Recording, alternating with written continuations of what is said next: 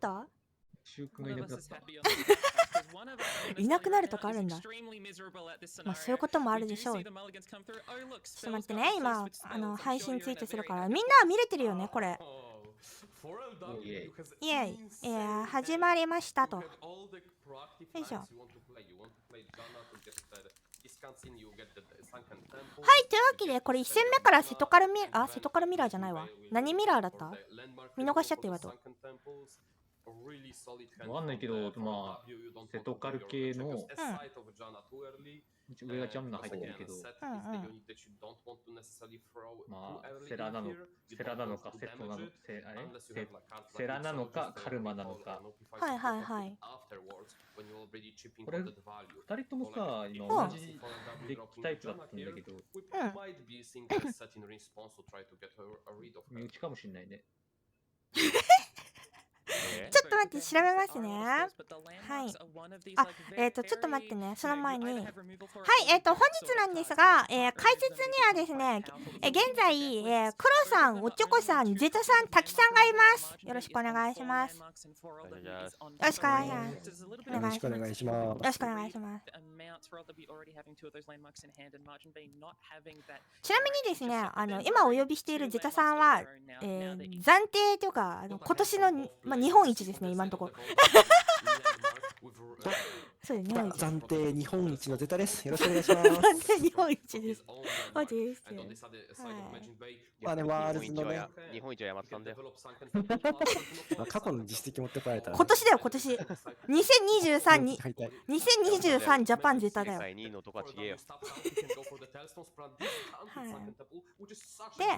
これさ、あれだよね、世界大会のスプレッドシートをみんなに共有しようかなって思ったんですけど、それテキストチャンネルから拾ってください。おちょこさんが貼ってます。はい、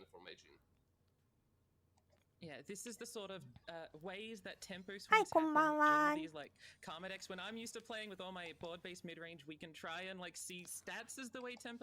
と待って、いろいろ準備しながらやればよかったのにさ、デッキ情報とかさ、誰にも渡さないまま始めちゃったこれ。Margin Bay is going to be thinking, okay, you've played coins. There's a reason you've played coins.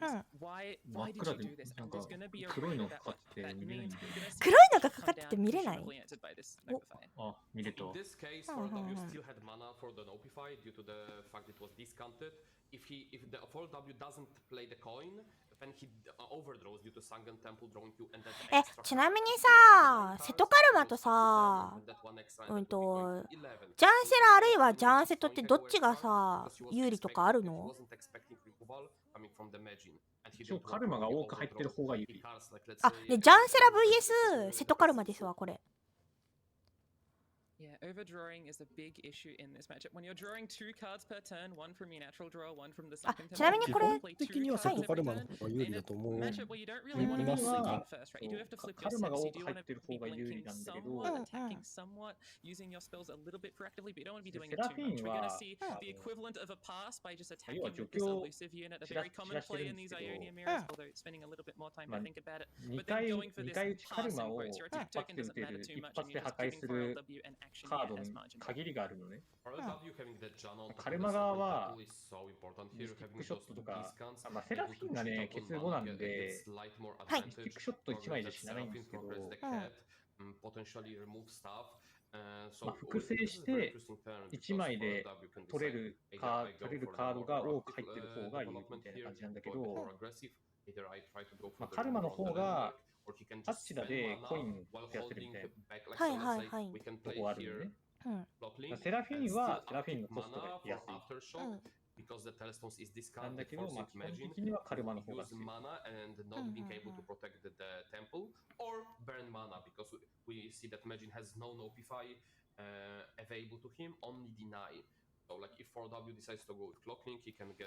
これ1戦目からさ、超長い試合になりそうってこと？まあ超長い。や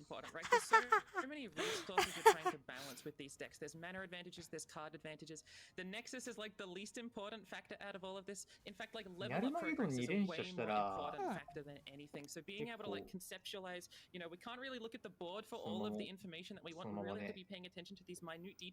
やるまげどんも完全に決まる盤面にならないと出せないからね。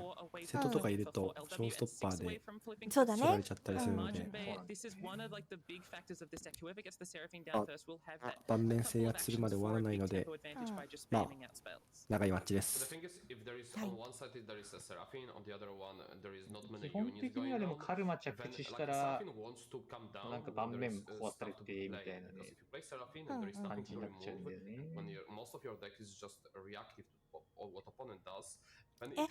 さ、瀬戸か、この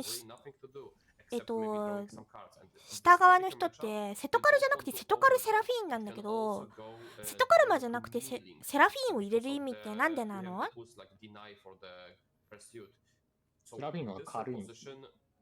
まあ確かにそうだね。小回りが利くんですよね。で、カルマに全部寄せるタイプは、呪文を散らさないで、ある程度固めるんですよ。で、セラフィーンを入れると、呪文を散らさないといけないんで、だから入ってるスペルが1枚とか2枚とかっていうのが多いんですよね。だけど、まあ、幅広く見れるみたいなのがセラフィーンで、カルマ5コストかかるんだけど、セラフィーンは2コストやから、ミラーとか見ないで、なんかミッドレンジとか見たときに、セラフィーンの方が起きやすいみたいな。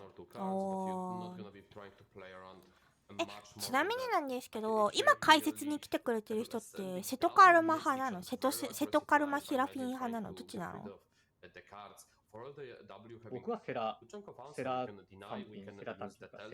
セト。へえ。僕は瀬戸カル持ちましたけどね、今回は。僕は瀬戸アンチなんで。いや、瀬戸アンチの話すると僕も相当瀬戸アンチですよ。瀬戸カルマ、相当アンチなんで。瀬戸カルマと瀬戸セラフィンどっちが好きかって言われたら、瀬戸セラフィンの方が好きだけど瀬戸カルマアンチなんで瀬戸カルマに行きます。なるほど。早くナーフしろと思いながら。僕ももう見るたびに早く出回し屋に帰れって言いながら使ってますから。カルマはさ、すぐエターナルに行くようなカードだったので、そうだね。一番スタンダードにいちゃいけなさそうな効果してるのに、エズリアルと一緒にエズリアルの次ぐらいに危ないこと書いてあるのに。ちなみにおちょこさんは？僕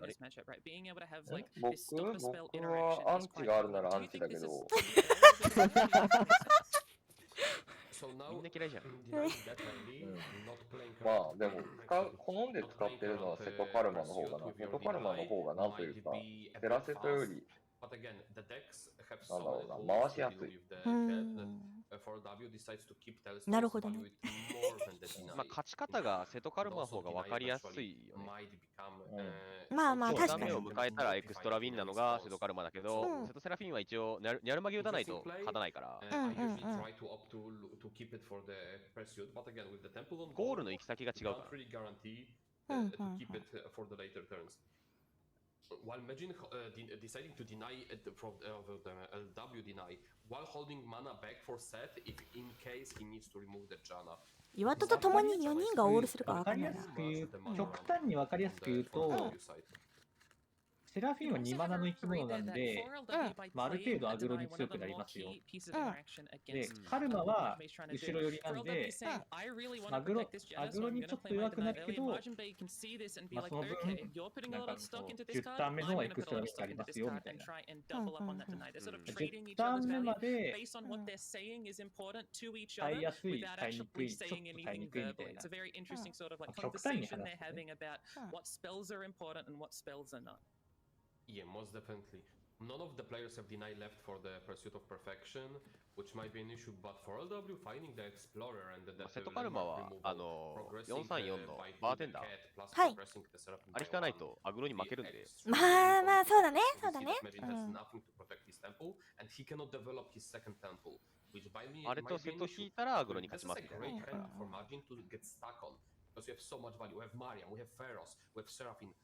面白い対決してんな、これ。お互いに程度を張り合って、お互いに割り合う。It's a good hand for Marchibay to get stuck on, but also not that bad for 4LW either. We do see two champions and we do see the augmented clock link. If that finds any landmark or any other second champion, it'll very much help these hands. ね、すごい気になる。ミラーは嫌なんだ。ね、さ、瀬戸カルマ系列のさ、こういうデッキってさ、回すのさ、時間かかるじゃん。でもなんで BO3 っていう時間制限あるやつで持っていくの？最強だから。最強だから分かった。なるほどね。時間が足りなくても握る価値はあるってこと？時間が足りないって言っても、結局55分あるんで、いや、55分、いや、この1試合は7分30秒だっけしかないから、実際時間切れは結構起きるというか、僕はそれでやらかしていますよ。そうだよね、実はさんね。そうだから、なんで持っていくんだろうなって思ったの。いや、強いのはわかるけど、時間制限あるのになっていう。でもそれに関して言えば僕はもうそのことを出演してましたとしか言いようがないです。でもあれで聖堂の効果って、アタックトークンがある方に。ああ、それはわかるけど、そのお互い減ってくんだけど、やっぱり手数が多いのは瀬戸カルマ側じゃん。だからお互い減ってって、ただ瀬戸カルマの方がやっぱり減ってるよねってなっちゃう。ちょっとここで反省会しないで分かるように言って。あとあれです、あれじゃない？他のデッキで調整するの。いや、てか単純にお互い減ってくんだけど、時間が持ち時間がなくなるとさ、なんだ秒読みっていうかに入るじゃん。あの時に相手は別にワンアクションだから間に合うんだけど、瀬戸カル側ってバーストバーストバーストバーストってやんなきゃいけないじゃん。それが間に合わないんだよね。それで2回引かれてるから俺は。なんだっけ、賭けの時間だ打ってカルマが増やしてくれて、アップドラフトでコスト下がったカードの手札の演出がキラーンとかやってる間に時間がゴリゴリ減ってって。はい、質問です。なんでこれランドマーク破壊じゃないの？今ランドマーク破壊取るの間違えて今マジンバイあった。あ、オーマイガーってなったね。あ、だからマジンさん今喋ってんの？そうなんだ。これは多分間違えてそう。なんだ。マジか。なんかさ、あ、そういうことね。なんかさ、フォーカスあれと間違えるの珍しいね。でも左のやつと間違えてオーマイガーっていうのはよくあるけど。なんかね、ブグ破壊と間違えるって話はたまにあるよね。確かに言われてみるとマジーさん動揺している。あれがね、スコップと時計でブグを破壊するっていうイメージがあんまりないんで。そう。よくやらかそう。1週間ルンテラやったら1回やらかしてる気がする。それはやりすぎです。あ、やった。へえ、マジーンさんってもう人間だったんだな。マジンバイストリーマーだからこそ人間でしょ。知ってるけどさ、なんかさ、超冷静沈着なイメージだった岩戸の中で。そう？よく配信切れてるけど。いやジンからなんかトップで斧とか引かれて、うわーって切れてるイメージめっちゃある。切れてるけどさ、ちょっと待って、切れてるけどさ、なんか自分のプレイに対してはさ、別に何もやんなくない？そんなことないよ。結構配信してる海外の配信者なんか相手のトップとかにブチ切れてるのはよく見るけどなんか自分のプレイに対して動揺しているっていうのはあんまり見ないかなっていう。まあどっちもセラフィーは入ってるでしょ。ただ下側は多分カルマが一番で、上側はジャンダが一番なんじゃない？個人的にはカルマ派だけどな。だから正直このマッチに関してはホープミラーだから、そんなに差はないです。まあちょっとあれかな、今酒場の店舗で面展開ができて、そこでだいぶ詰めた上が少し良くなりましたねって感じですね。ていうか天空生成カードがかなり熱いよね。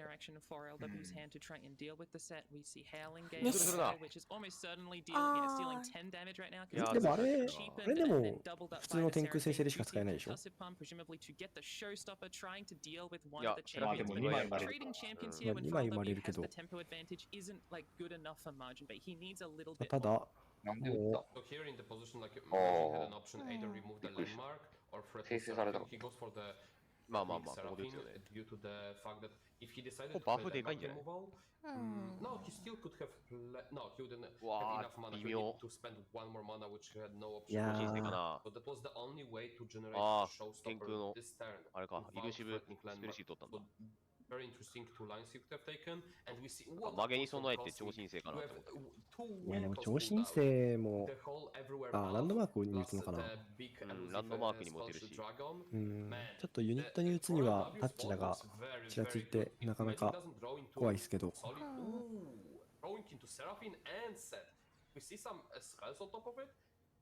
もドロー弱いね。うわ、バーメイドって英語版声低いんだ。へえ。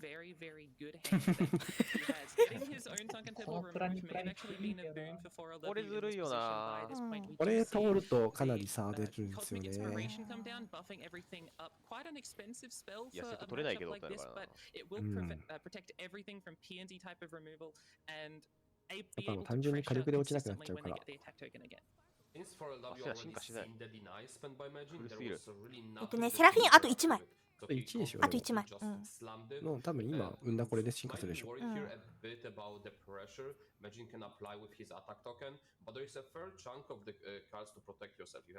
ローに回したい気持ちもあるけど。精度あるから。いらないか。あんまり変わんないから。ね、ちょっと質問してもいい？さ、瀬戸カルマとか瀬戸セラカルマとかってさ、聖堂とバーテンダーのランドマークならどっちの方が重要なの？なんかさ、あ、聖堂なんだ。いや、まあケースバイケースですけど。なんかさ、じゃあ例えばだけど盤面に2枚2個出てた時にどっちがあるの？みんなの。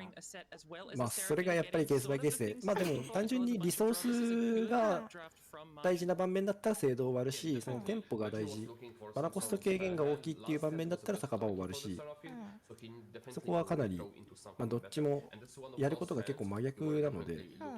後半は聖堂よりバーテンダー割った方が、バーテンダーあった方がバリューが出るかなっていう感じかな。はいはいはい。なるほどね。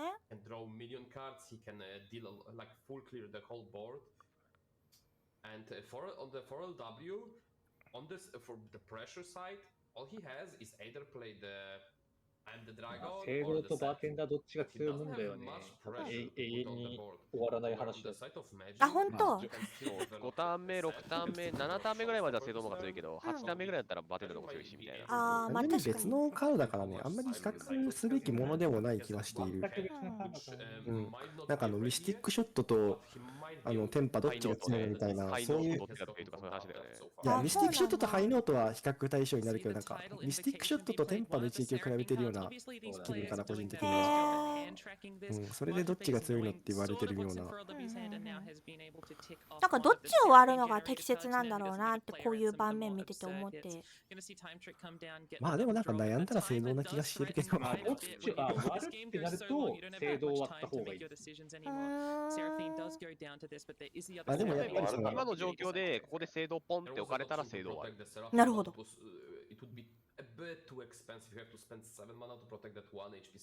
けど、例えば残りに3マナとかで割れるタイミングなら、バーテンダー割るし。状況によりけりかな。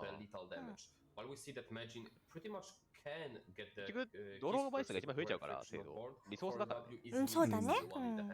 まあなんか相手のハンドが好きそうだったら精度を割るし、相手がハンドたくさん持ってたら酒場を割るみたいなことの方が多いかもしれない。まあでも、そのバーテンダー放置されるから強いんだよね、精度を割られて。なるほど。なるほどね。大阪は1コスト少なかった時代あるってマジで。まあ、だから相当暴れてたでしょ、セラフィンも今より強かったし。あのセラフィンは存在してるって言ってなかった。何のために生まれてるかだから。まあ、カードゲームはよくある話だからしょうがないですね、その辺は。ねえ、7、8って。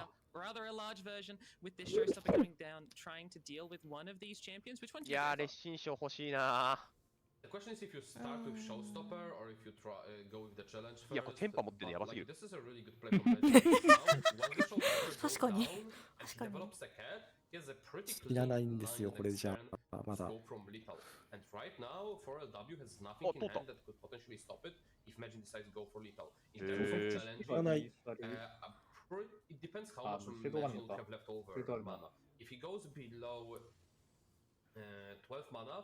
テンパ打たない結構意外ですね。うんね、テンパ打つのかと思ったけど、あれかな、マナ数あるからどうせ通んないからって思ったのかな。いや、でも3点は多分火力1枚じゃもう出せないので、セラフィンはもうコピーしないし。リスティックショット打ってたもんね。うん。あの3点はかなり硬い3点ですけどね。あ、今打つんだ。これで打つの？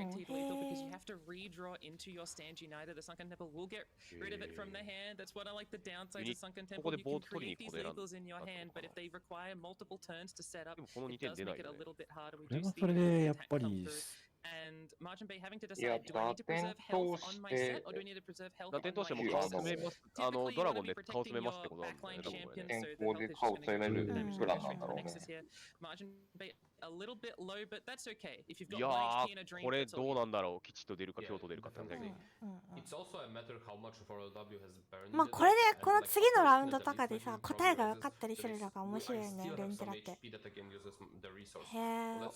こういう考えだったんだみたいな。これお互いやるまげどん出せる状態ですね。でも確かに瀬戸を残してたら瀬戸を引っ張らないのが意味不明すぎてバレるっていう話かな。いや、そこまで考えてたらすごいな。ミスプレーで取った大失敗が毎回もう悲しい気持ちにさせるわ。ちなみにあれが来るためにさ、マジーンさんがさ、こうやって首振るの悲しくなるわ。いやでも、あれよね、イルシブ消せるよね。結果オーラになる可能性あるよね。ある。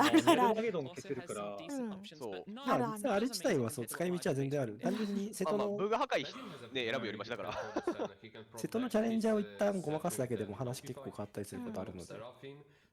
でもさっきやっちゃったって思ったカードが来るのはメンタル的に嫌じゃない？あ、それはそうですね。あんま気にしないと思うけどな、もう。そうね。まあメンタルの切り替えはね、できるかどうか大事なんで。でも大失敗ハンドに出た瞬間、マジン眉毛上げとった。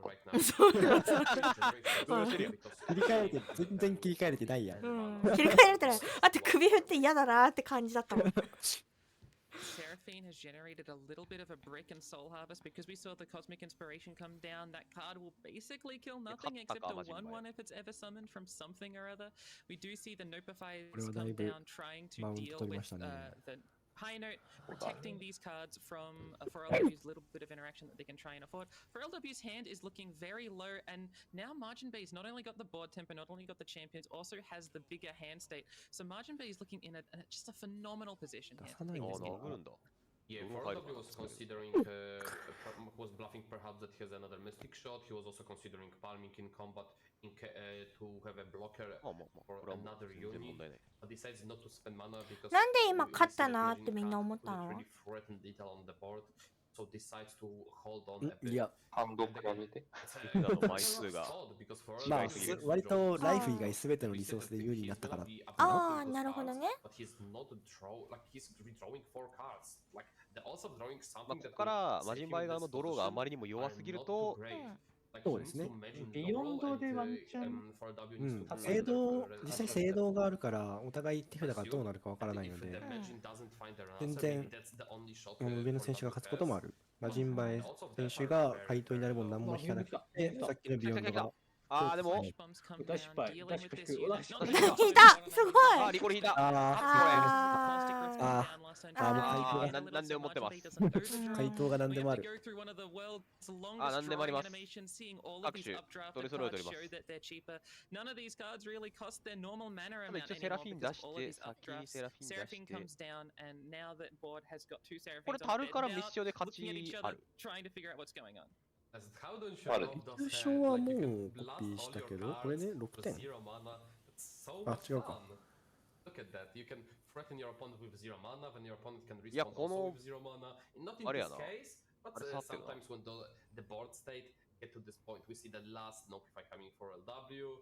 ティック刺さってない？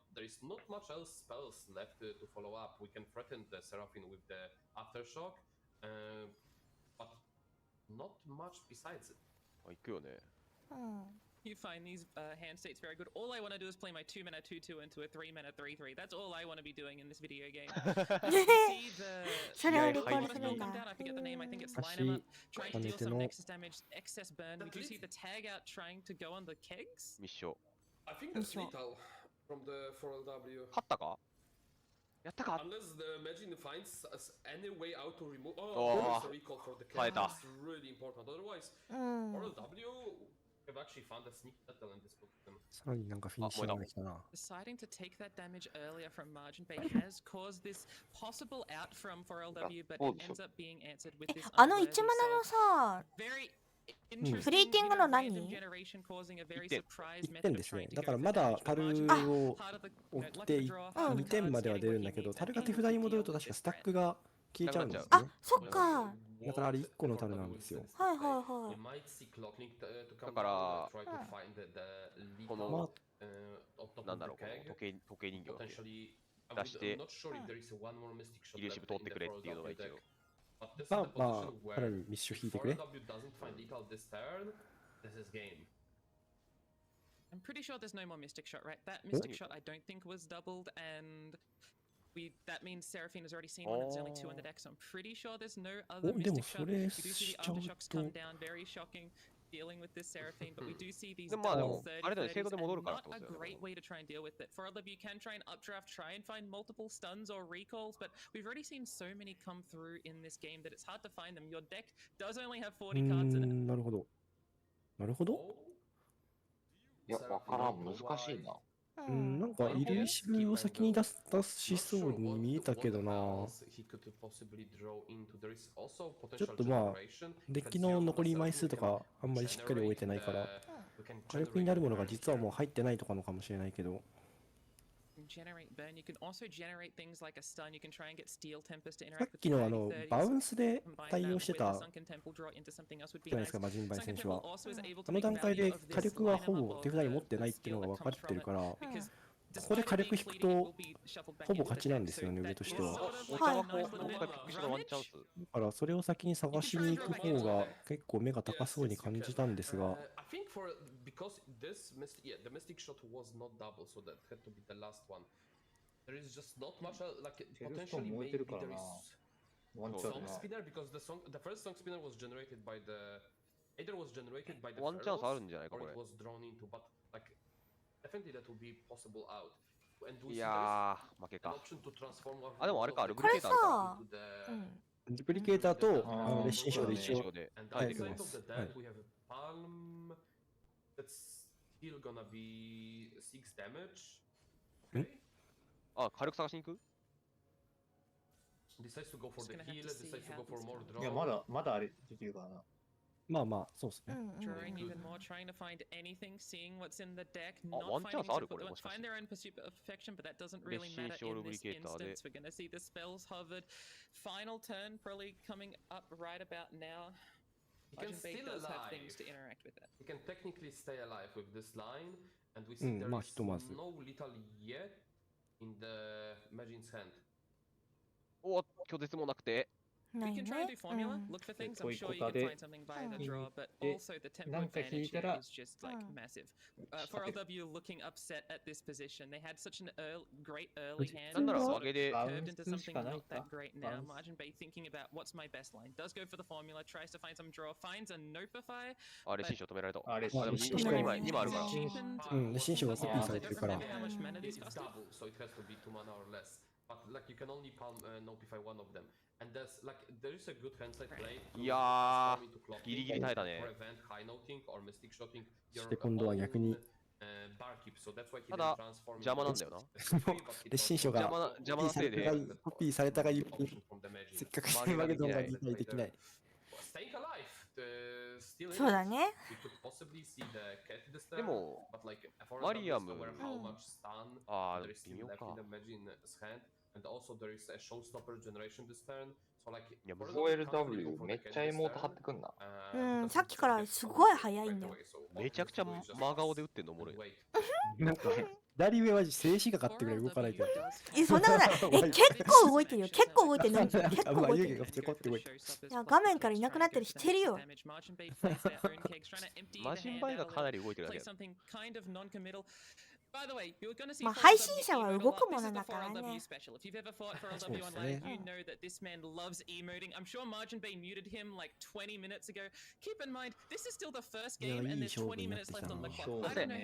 ません、これまだ1戦目なんですけど時間ないっす。32分消費した。戦いすぎです、先輩。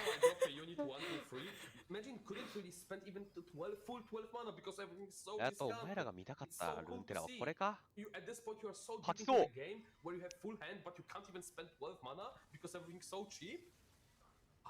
勝ったもしかして。どっちが？ビヨンド来たから。ビヨンド来たから。で、モギュレーターもある。ねえねえ、ねえ面白いよ。マジーンさん20分前にエモートミュートしてますって実況が言ってるって。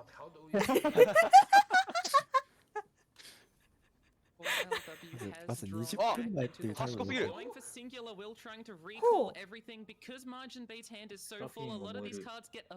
部燃えるよーって。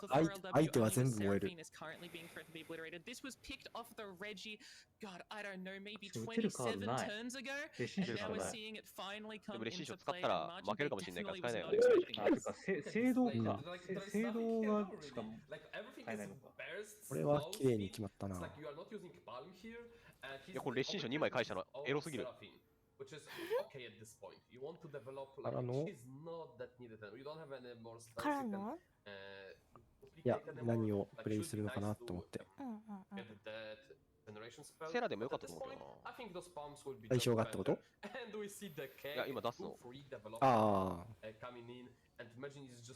さあ、誰は怖いと。打ちどころのなかった命書いてるもの。やっと言い忘れちゃって、マリアムすら倒せなくなってしまった。マリアム書き出して、まだ回復してって感じかな。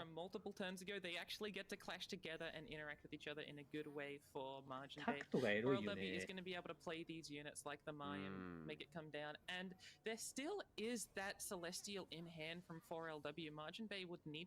からタクトでなんと。で、この探検家で耐えてんのおもろすぎるな。ね。セラフィーンがバウンスんだのこれ。偉いなぁ。セラとかいうカード、パッチだイコールするの、作るのやめてほしいんだけど。ね、ありとあらゆるバウンス作るよね。生成するテキストいらないだろうって思って。Do you see the great beyond come down?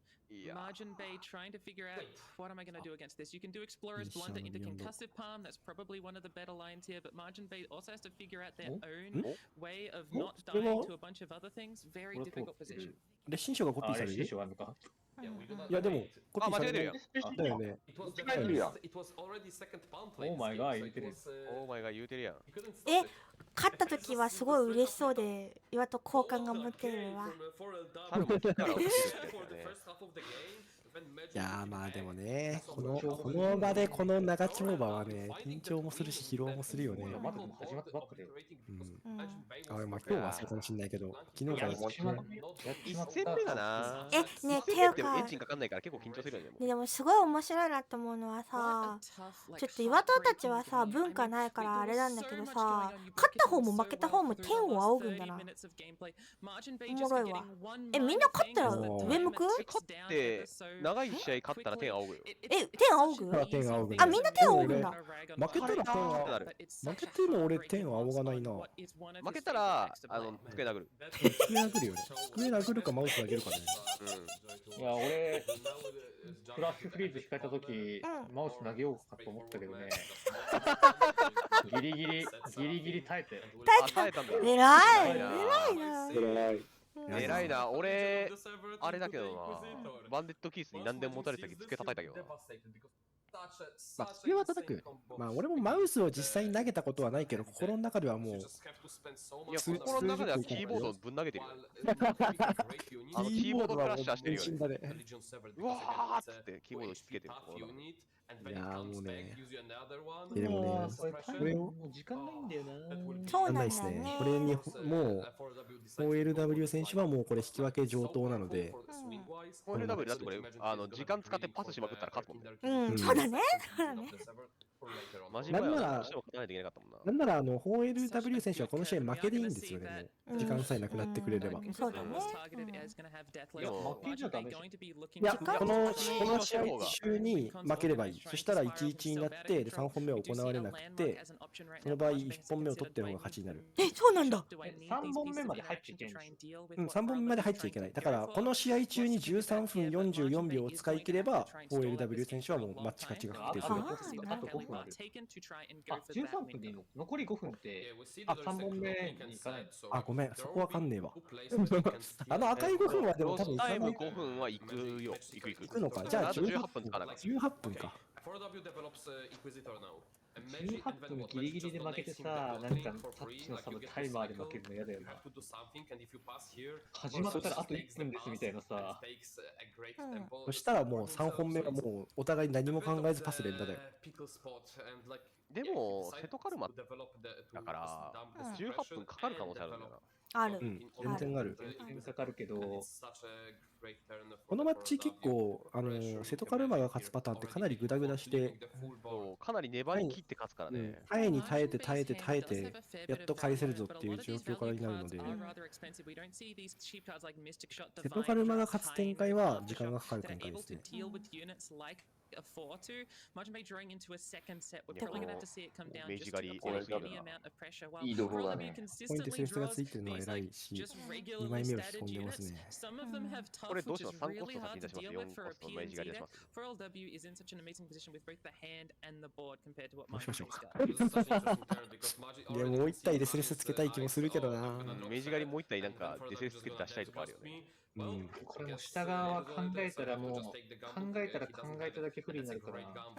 そうだね。ね、4LW さんさ、シャドウアイルのデッキだからボードをハロウィンにしてんのかな。偉いっすね。おしゃれさんってこと？やっぱ好感が持てるわ。ちなみに僕はワールズってことで全部KDA ワールドツアーのボードにしました。まあ。ちなみにコインがね、1万コインくれたんだけど、1万コインじゃ全デッキごとにボード買うほどの余裕なかったんだよね。そうなんだ。ボード全部開放されてないの？されてない。1万コインあるから好きに買えみたいな方式。で、なんかカードスキンとか買ったら割と普通になくなっちゃって、ボードは共通にするしかねえなって。16ボードを使えないってこと？あとなんだっけ、ボリベアエモートとかってさ、使えない。あれは限定だもんね。そう、限定だから買えなくって、大パンを公共の電波に流せないとかってなっちゃった。あとあれなんですよ、ちょっとがっかりしてた人がいたんですけど、今回の世界大会はカードプリズムじゃないんですねって。何？バニスコッチは何？バニスコッチはそんな話してないよ。バニスコッチはどこのいるじゃん。いや、プリズムじゃないって。プリズムじゃない。森の民に頭汚染されすぎでしょ。寝ぼけてる人いるね。また明治狩り引いてんだけど、これやばすぎじゃない？あんまりね。普通に負けたタイムは。普通に。普通にマジンバイ負けるだろ、これ。そうですね。めちゃくちゃいいとこ見て。もうこれでモルデカイザー引いたら完璧。シャカバチすんだ、シャカバチすんだ。遊んでんじゃん、ほら。まあちょっとね、実際ちょっと悩むけどね、どっちで引っ張るのか。まあ2点ケアして3人ラブル。Because like if he tries to recall here anything, he knows that he loses too much tempo. You have extra Recall set, you don't need しない。 to go for it. You need to catch でもう up 1もあるからっ somehow. て話だ And ね。 now there is an あ、本 option. 当だ。 We either develop set and we start でも removing 誰も stuff 気にしてなかったと思うけど、マジーンさんの目のこすり方超可愛かったわ。ワイプそんなに見てなかった。いや、これまた明治狩り出てくるの切れるけど。3、4で明治がいる。で、スレスしたら明治狩り出てくるでしょ。ふざけるなよってなるけど。いや、これ1本目して勝ったらな、同じことできたのにな。そうだね。いやー、これやばすぎる。怒ってるやん。回答がハンドにあっただけ。笑っちゃってるじゃん、もう。マジンバイ怒ってるじゃん。お前怒っていいよ。And he got punished because there is no one. And like, how is he gonna catch up? So far, he's. だってこれヘイトスパイク打たれたら終わりでしょ、ゲーム。いや、まだ解除できるから。いや、まあそうだけど。見た目はそうなんだけど、といっても、8マナオープンで、そもそも拒絶がある、拒絶じゃダメがあるか。いやでもこれマナないよ、ね。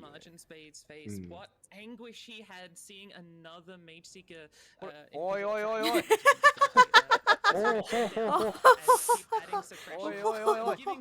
やりたい放題ですよって。こんなすごい盤面作っておいてニコリとも笑わねえ。すげえな。すげえな。ニヤついちゃうけどな。そうだよね。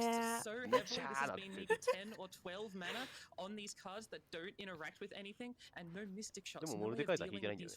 まあね。そうですね。モルデカイザーが正直理想だったかもしれないが。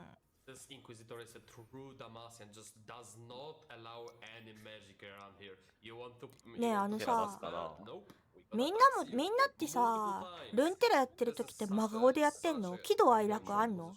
真顔。どうだろう、あんまり。喜怒哀楽できないでしょ。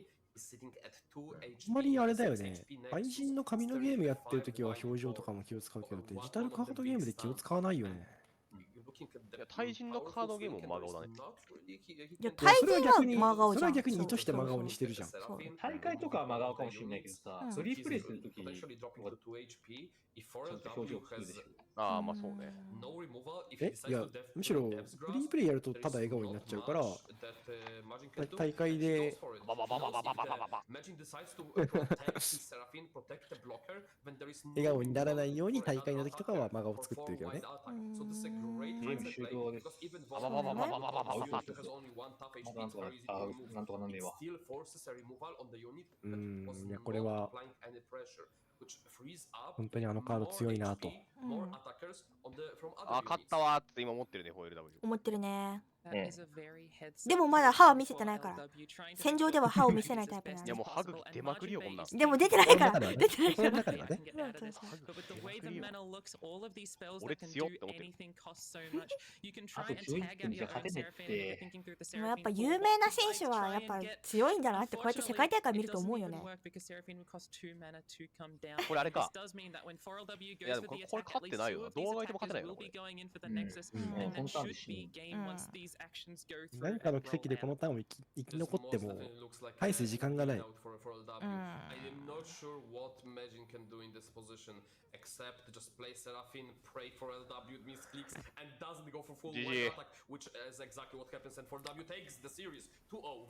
いやー、マジンバイがプレミしなければ。いやいないんだ。いやなんか勝った瞬間いないのちょっと面白かった今。後ろの絵が気になる。いやね、岩友さ、ちょっと思って健康には気をつけてほしいなと思った昨日。アランジャックめちゃくちゃ笑顔なんだよな、昨日から。それはいいことこいつこんな笑顔が素敵なんだろうと。いいじゃん別に。アランジャックマジ28歳とかでしょ。へえ。これ28歳なの？ちょっと待って。確か優勝した年が27とかって気がするんで、2年前だから今29か。貫禄ありすぎじゃない ?20 代の貫禄なんだ俺。違うんだよ。APAC の子たちが顔が赤ちゃんなだけ。いや、あんな対面で俺、リアルのカードゲームで対面座られたら俺消えるで。いやさ、岩戸昨日さ、選手の顔写真ずっと眺めてたんだけど、スペースしながら。APAC だけね、顔がみんなね、赤ちゃんでね、他は大人だったよ。あれ選手の顔写真ってあれ出てんの？出てる。出てる。あ、そうなんだ。じゃあ僕のさんとね、ソラハルさんと、僕のご尊顔出ちゃってんだ。あれ。出てるよ。見たことないさんなんか、笑顔じゃなかった。いや、あれね、ライトつけてやってるから、どっちかというと眩しい顔だね、あれ。岩戸ね、今回の世界大会の写真ね、勝ってるワンちゃん見せてくれてる選手がいて嬉しかった。ワンちゃんと落ちてた。かわいい。でもさ、こうやって見てて、4LW 選手が強いのは知ってるんだけど、岩戸もともとけど、マジーン選手が 0-2 で負けるっていうのがすっごい意外って感じ。いや、まあ正まあでもベスト16だからね。まあね。ここまで来たら、もうあれだもんね。実力はしかいないからね。実力は多分ほとんど同じで、今日誰が一番運がいいか選手権だと思うんだよね。っていうか岩戸は新パッチが来てない、新パッチが来てない上一選手がどうなってるかすごい気になってるんだけど。いや、あいつはベスト4とかで運負けして消えていく。なんでしょうこっち言うのよ。この1戦目のさ、結果が見たいの。上一だから。やめてよ。この間優勝したし、APAC で。そのおめはね、この間俺がそうだよ。変えさせといたから大丈夫です。そう、優勝してるから。それ今回もしっかり聞かれたんでね、J01 選手には。そうなんだ。しかも今回も J01 選手のスキップに行かれた。圧のあるパスに。スキップに何されたの？相手がフィズだった時に、俺の手札の止める手段が静寂と5コスのスタンだったんだけど、それを両方ピンポイントで見られて、ケアされて終わったんだ。静寂取られて、ってかね。ちなみになんですけれども、本ミラー配信はですね、公式配信との同時視聴を推奨しております。理由なんですけど、1人でも2人でも世界大会の本配信の同説が減るのは本意ではないので、っていう感じです。はい。ちなみにIwatoはですね、寝ててもつけてますからね。寝ててもつけてます。同説1個増やすために。貢献してくれてる。そう。やっぱ盛り上がっていってもらわないとね、大会もなくなっちゃったりするかもしれないからね。そうなんですよ。実際なんですけど、公式配信の人数が減りますと、縮小するっていうのはですね、Iwatoは別のゲームで経験しておりまして。いや、なんならルーンテラも消えました。僕らも経験してるんで大丈夫です。日本語配信消されたので。はい。なので皆さんね。大会もね、マインドマスターズもね。マインドマスターズでもどう300、400あったよね。いや、でも、正直優勝総額があれで300、400はやっぱり少ないでしょう。ちなみに e スポーツの世界だと3000、4000でも少ないって煽られますからね。いや、ルーンテラで300、400が多い。まあそうですけども。だってでも、あれって優勝賞金いくらでしたっけ？あれも500万500万とかじゃなくて、まあ300万。300万だとしてだってさ、なんか1万人、300人適当に1万円配る代わりにこれ見てってやってんだったら、まあ、やっぱ300人じゃ少ないよね。少ない。だってあれだよ、要は某 T さん3人分だからさ、日本でいうと、少ないよね。まあ、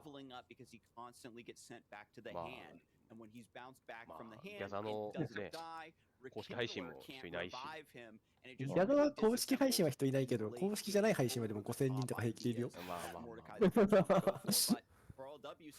そういうとこだよね。カードゲームの配信が盛り上がらない。まああるよね。難しいよね。ああ、それはそうですね。ルンテこれもラは知名度あるし。他のとこ映さないのかな。なんかそれっぽいね。もう1時か。あ、てか、今のマッチが時間切れするスレだから、他のマッチがないかもね、もうね。日本しかやってないけど。2試合で終わっちまったなと思ったけど、時間いっぱいやった。1試合目が長かったからね。っていうかあれなんだ。ダブルエリミなんだ。トップ16って。そう。うん、ダブルエリミ。じゃあ魔人前はここからまだ全然帰り咲くので。上位勝ってるわ。やる。岩戸は今回APAC の選手を追っかけようって思ってますね。この配信。シニアさんと上一か。まだいるよ。ちょっと待ってね。進出した人でしょ。まだいますよ。あとオーロラ。そうだね。あとラフテラもそうかな。ラフテラさん。ラフテラもそうか。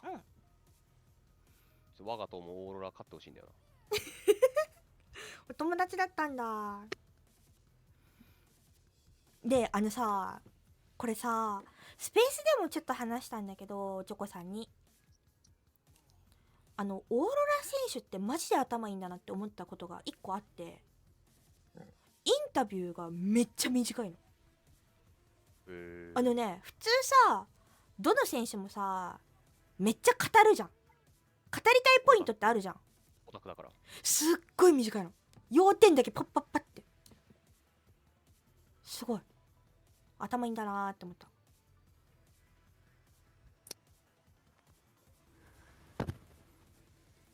岩戸このさ、チェニアさんが好きなエリアデマーシアっていうのを見てさ、だよねって思った。チェニアさんは好きだね。APAC 見てるからさ、だよねって思った。後ろに貼ってたよ、カウボーイビバップだよ。カウボーイビバップだ。これ日本のアニメでしょ。写真は撮ったけど、別に動画は撮ってないよ。撮ってない。あ、なんかね。可能なら撮ってくれみたいな。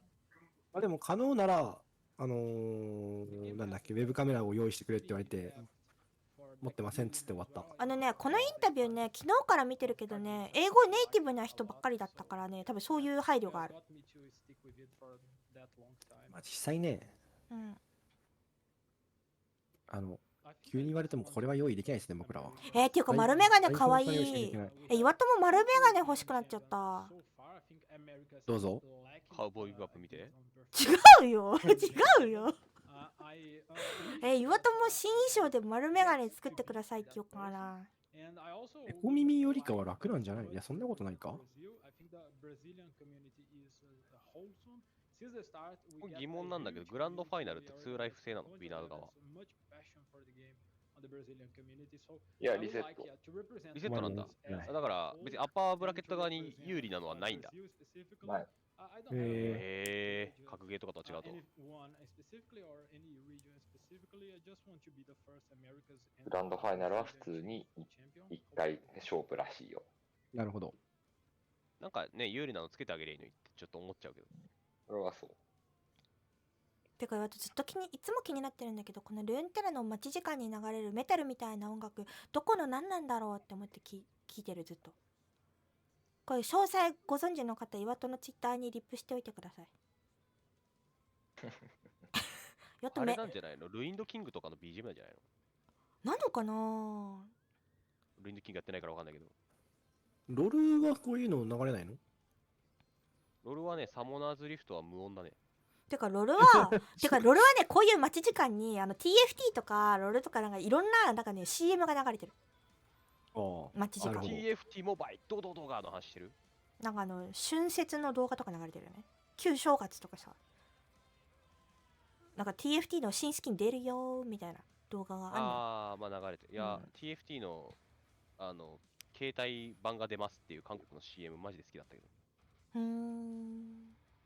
年ぐらい前かな。このカードがブラックシールドは渋いね。フェイバリットチャンピオンはルールだって。何の曲だろう？いや、渋いね。Your mom by your father。どこの何の曲だ？フェイバリットニューカード、嘘だろ。これ直されたら好きじゃないだろ。これ、何分前に答えたんじゃないの？うん、何分前に答えちゃったんだからしょうがないんじゃない？うん。もうスペルシールドまでなくなっちまって。あ、俺たちのオーロラだ。オーロラ選手。頑張れ。頑張れ、俺ら。アクションパンテオン好きってマジでなんか、ああ、そうだよなって感じ。ね、わかりやすいよね。お前はそういうの思ってたよ。うん。これね、僕、これって全員分見れんの？全員分じゃどっかでな、あ、全員分見れると思う。いや、全員じゃないな。岩田だって昨日、ほら、噂の、名前を呼んではいけないあの人を探してたもの。誰かわかんないけど、ちょっと誰だろうな。顔写真が貼ってあるページにこの紹介はないんだ。あるんじゃないのかな。あるのかな。あるのかな。見てないからわかんないけど。これね、僕ね、一貫性ないこと書いちゃったんだよね、全部ね。でも、でもね、あれだよ、映んないと思う。全員じゃないと思うんだよな。岩戸これ、これがね、俺の小学校の同級生に似てんだよな。やっぱ岩戸も丸眼鏡かけようかな。実は、実は日本語喋れるし、日本にいたんじゃない？岩戸さんの声が聞こえてない気がする。嘘、マジ岩戸の声聞こえてないのこれ。岩戸の声聞こえてないってマジ？聞こえてないんだ。知らないんだけど。本当に入ってないわ。ちょっと一回入り直そう。001の顔全部。ごめん、これで戻りました。はい。はい、見せます。これさ、岩田さ、上一選手のさ、好きな地域ピルトオーバーゾーンでだよねって思ったんだよね。だよねって。いやもう、フェイバリットキノコって書いてあって、そうだよな。はあ。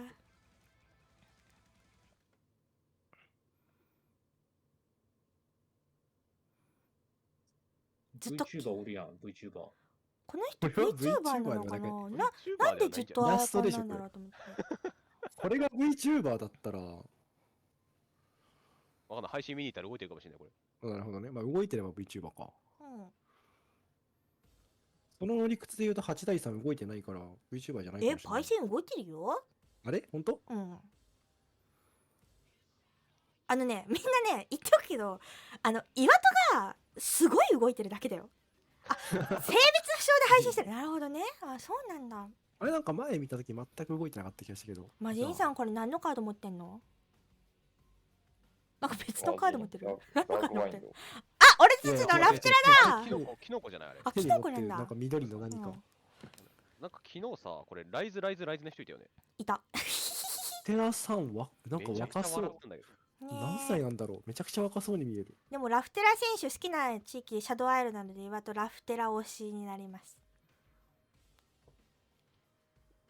ナミリーシンはちょっと仲良くなれそうにないな。厳しいな。これ面白い。リーシンはギリギリ許せるけど、ちょっとナミリーシンは許せないかもな。テトカルとどっちが仲良くなりそうです？だいぶどっちも厳しい。じゃあシビアアクションは？アクションシビアはいいんじゃない？アクションシビアいいんだ。いいんじゃない？あんまり好きじゃないけど。逆に何が好きなんです？好きなデッキですか？はい。僕シュリーマだったら何でも好きなんで。ね、ちょっと待って。ね、この人のデッキの答え方かっこいいよ。ジャンナニーラアグロって書いてある。アグロ押してくる。アグロって書いてる。フェイバリットレギオンノクサスって書いてあるからアグロ好きなんだろうな。まあ確かに。多分友達になれる人だ。ちなみにね、ノクサス好きな人ってね、ほとんどいなかったよ、昨日。3人ぐらいだよね、昨日いた。めっちゃ少なかったよね。64分の 3？ とかだと思うよ。シサミが好きなんだ。ピルトーバーが好きな人が多いのかな、やっぱり。これ何？チーフメカニクスとゼビワイルドファイヤー。メカニクスとゼビワイルドファイヤー。伸びはね。なんか2つ。伸びた好きなの、こいつ。2つ上げてんだね。で、違うか、デッキか。で、これさ、岩田さ、このさ、チーフメカニックゼビーのワイルドファイヤーなんじゃない？そうそう、のデッキが好きだって話だね。ね、岩田さ、このさ、オーロラ選手のさ、アクションパンテオンでさ、ふってなっちゃった。見たことあると思って。もうずっとクリクリしてるからね。そう、見たことあると思って。エスリアルケネンも仲良くなれないな。仲良くなれない人多すぎだろ。いや、エズケネンは仲良くなれるでしょ。いや、すごい仲良くなれそうガチアンチだったんだよ。じゃあこれはタイムライン。タイムライン、これ無理だよ。ルーンテラ勢全員から嫌われてる、これ。何そういうこと言うの？何そういうこと言うの？待ってね、滝さんすごいもう好みが激しいんだから本当に。おちょこさんは全部許せるもんね。時間軸は尖りすぎでしょ。おちょこさんは全部許せるもんね。まあ、時間軸は僕も嫌いだけど。じゃあエイトロベインは？いいんじゃない？まあ、いい。いい出来だよ。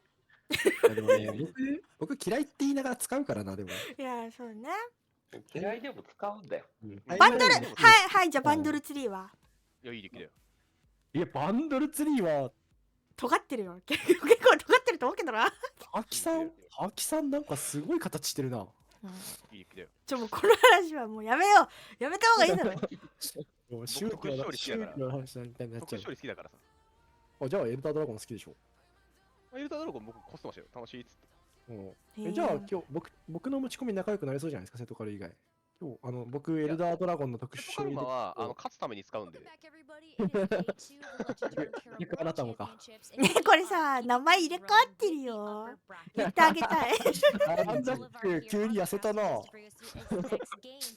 痩せたか？かわいいだろ。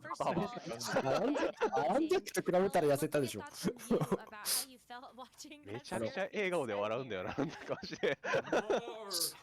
でもアランジャックさっきと比べて表情硬くなったな。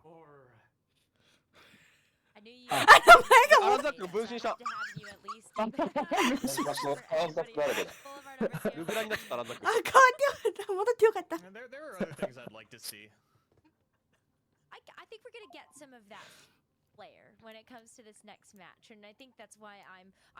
でも岩戸さ、割とマジでさ、こうアランさん心配してんだよな。アランさんさ、大和さんと戦った時よりさ不健康そうじゃない？そんなことないのかな？もうちょっと賞金もらって美味しいもの食べたか。はい、残ってるのは4LW 選手、海外選手、シニア選手。読めな、ちょっと文字が、岩戸大きい画面の方見ればいいんだ。これチャル選手。そうです。でも残ってるって言ってもアッパーブラケットですね。まだ全員。まだ全員一応ね。ライフはあるから、1ライフ。っていうか、さ、なんか世界大会これ、右4つがアッセンスなの。そうだろうね。ベスト8今日。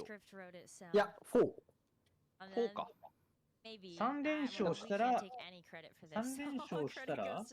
からウィナーファイナル、ロワーファイナルは残すんだな。いや、3連勝してもダメだね。4勝しなきゃいけない。ウィナーファイナルとローワーセミまでは残すんですね。4人決まるんでしょ？ 4人決まる。あれ、4人か。4人だったらどうやってなるんだ？一番右の2人と、あとどこの子？ロワーファイナルと、ロワーセミと、ロワーセミ、グランドファイナル、だから、ウィナーズの勝利者は決まりますよね、今回で。いや、ウィナーズの勝利者も、確か、明日なんですよ。じゃあ、ウィナーファイナルとローワーセミまで残すってこと？だったら5人でもない。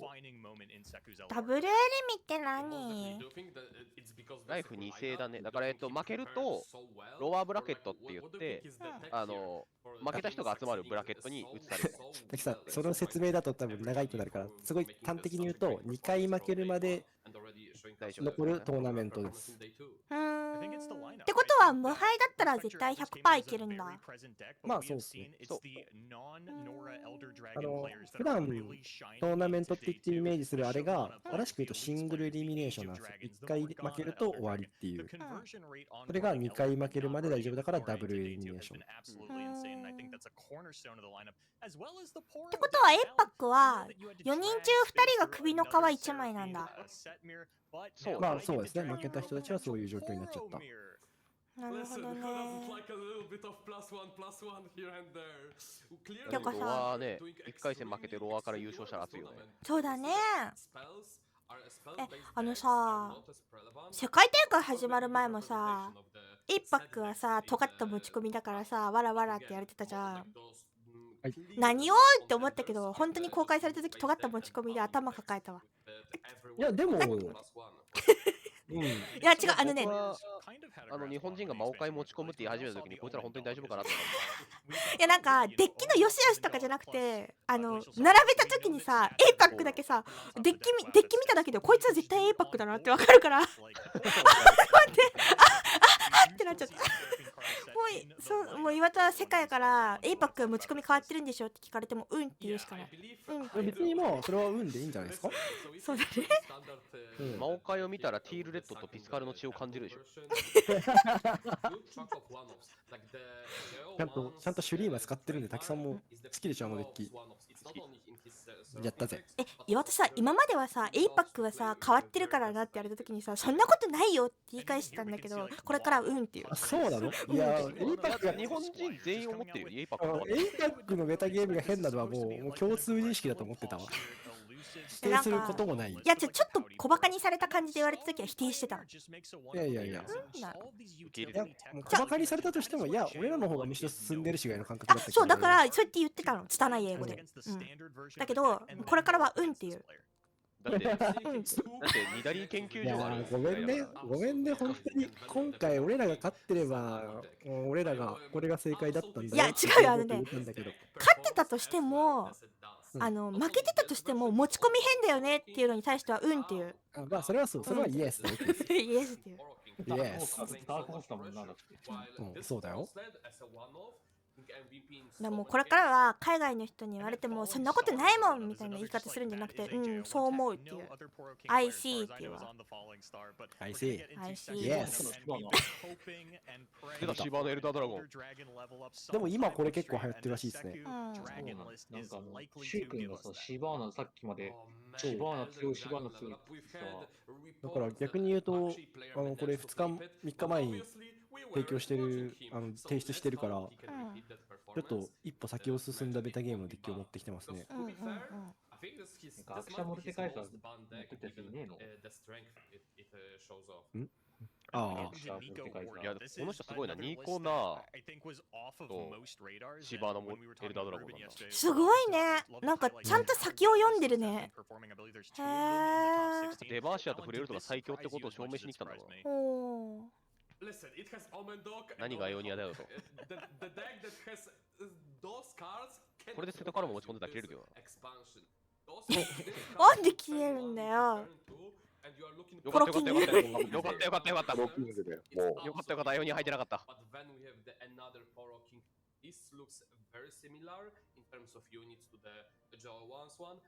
セトカルやりに行ってる感じこれ。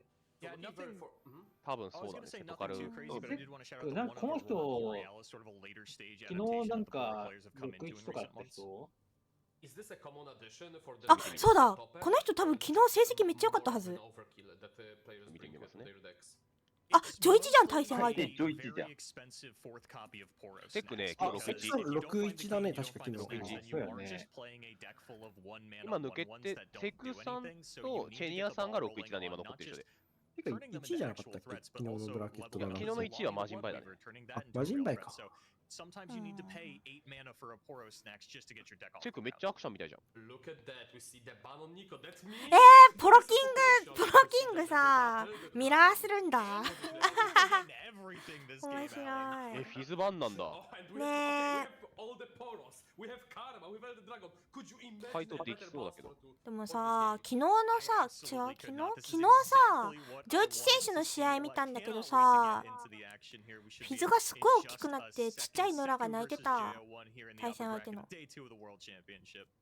まあ割とフィズはそういうデッキですからね。多分対戦相手エルダードラゴンとノラのやつだったと思うんだけど、なんか大きくなったフィズがすごい怖かったわ。もうブロックにも入らずに負けを認めてました。そうだよね。このデッキ当然だけど、フィズへの回答がないので。ミニモーフ入れてないと無理だから。最近入れてる人もちょっといるけど。カルマを抜く構築として。てかちょっと待って、岩田さっきから気づいちゃったんだけど、これさゲーム始まってないか音的に。映ってないよ。なんかさ、さっきからさ、シャリーンっていうさ、始まった時の音した気がするんだけど。マリガンしてるだけってこと？でもなんか、マリガンしてるだけかな？いつもなんか1ラウンド2ラウンドぐらい行った時から始まらない？そう？うん。同期取ってんじゃないのかな。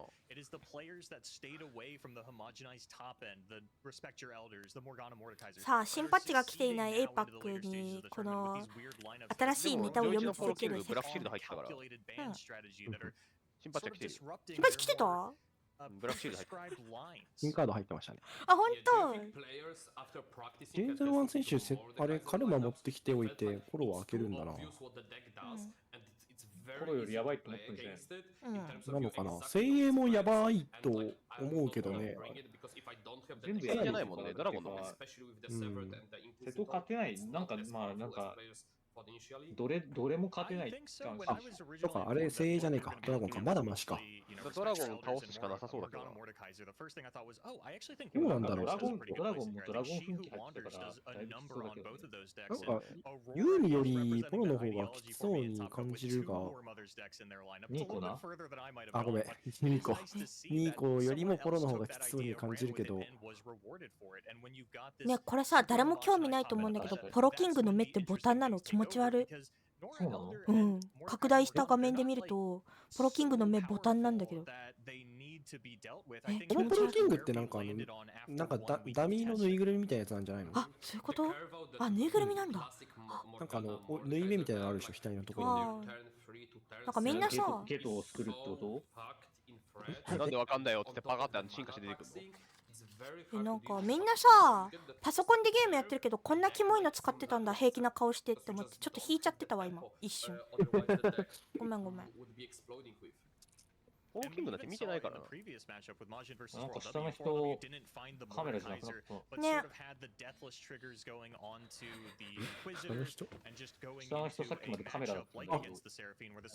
てかすごい解説だけ続いてるけど試合は映りませんな。本当ですな。これもしかして蓋してるの気づいてない？気づいてないかも。だって解説はしてるよ普通に。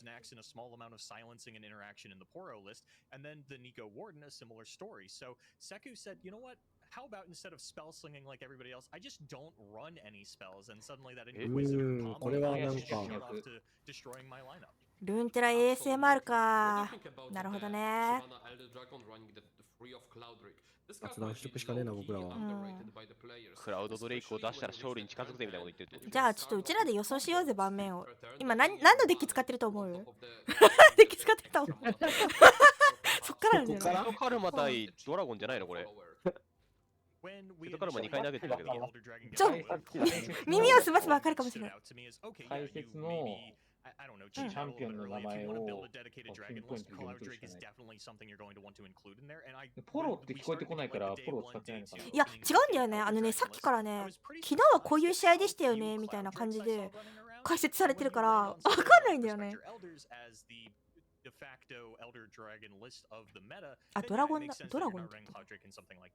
But I am very happy to just see like a 6 mana 6/6 Fury is a solid 6 mana 6/6 クラウドドレイクの話してないやっぱ。うん、してる。 It's not progressing the board state. So seeing mobilize on a body that is well statted and has Fury, I thought this card was a little underrated. クラウドドレイクの話してることは分かったけど。ゲーム始まってんのかって本家に消えられてるやん。And strafing, sorry, that's a C8 copies of the strike spells you can play on stack. So like the decks like Respect Your Elders actually is not that scary because you can combat cards like Broadmain on the stack and actually counter them. It's very important that Seku has that fast speed interaction to be able to kill units in response to the Dragon Boon. If a これカメラ係にしょネタ？that's a different story than killing it in 画面切り response 替 to え the る boon っていう handing か it ネ over, タかも right? しれない。でも向こうは普通の時間のはずなんだけどね。向こうは今夕方8時とかな気がするけど。眠たいの俺らだけど。そうだね。あ、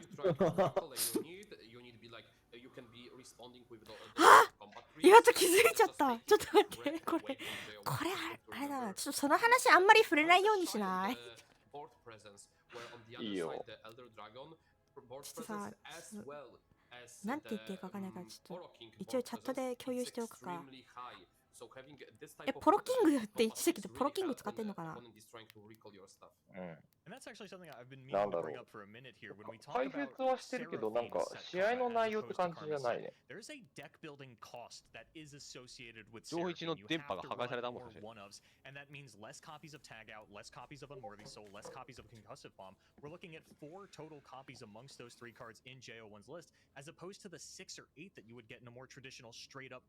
あ、映った。よかった。よかった。あ、よかった。あ、でもちゃんと試合最初か。あ、じゃあこれやっぱあれなのかな、大会途中で回線おかしくなっちゃったとかなのかな、わかんないけど。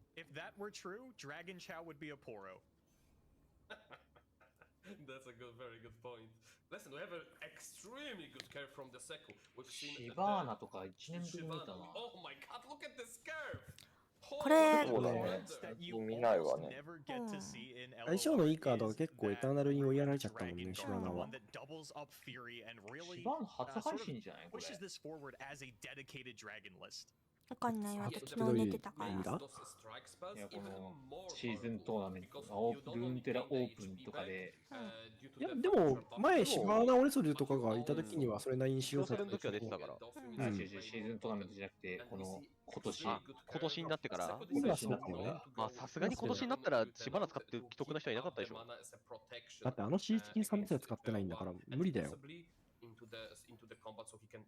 まあ今年1年で考えるとちょいちょいラダーには現れてたけど大会には現れなかったね。私は強え。いや、この旗試合相当。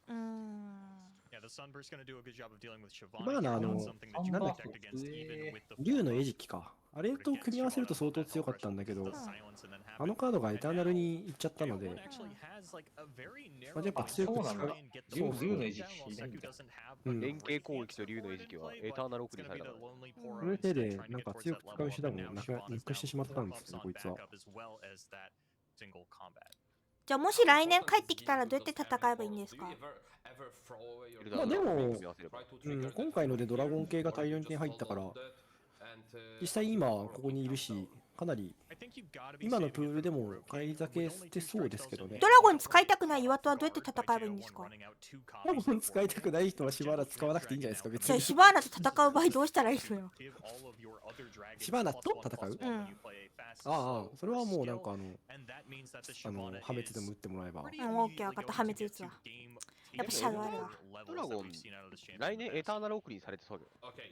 そんなこと。いや、そんな、いや待って、エルダードラゴンはエターナルに行かない代わりにエズリアルをこっちに来い。いや、エズリアルこっちに来い。エズリアルこっちに来い。エルダードラゴンに。いや、エルダードラゴンにお前しかいない。お前帰ってこい。はい。エズリアルとエルダードラゴンとカルマとか幽閉しててほしい。モルデカイザーとか。いやだからエルダードラゴンが残り続けるのであればエズリアルを戻せっつってね。いや幽閉で。まあ実際なんかエルダードラゴンもオリジン効果が強すぎるから、それだけでエターナルのクリーとしては十分な理由かもしれない。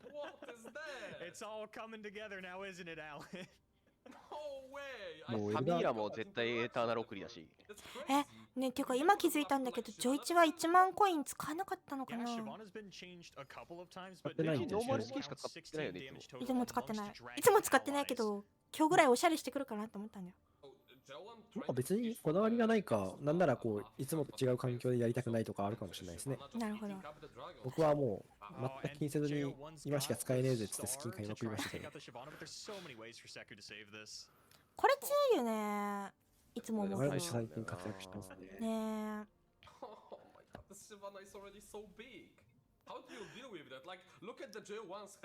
うやって盤面が育ってきたわけなんですけれども。はい。7コストのドラゴン引くとゲームが。あっ普通に引いた。わあ。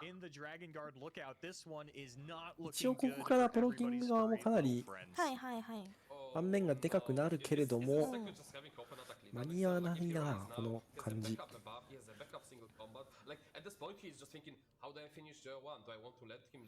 ここから俺たちのジョイチが勝つにはどうしたらいいんですか？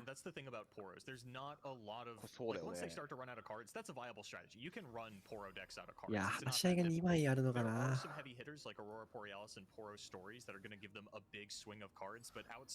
あ、ブラックシードで1枚は守れるが。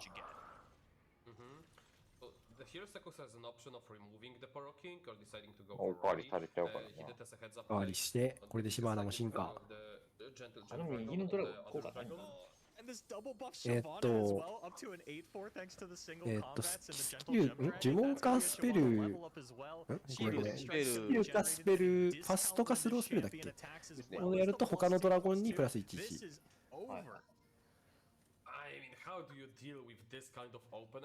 いやー、これもう終わりだな。これはもう無理だ。もう終わりですね。シバーナがもう盤面も完全に制圧しちゃうし。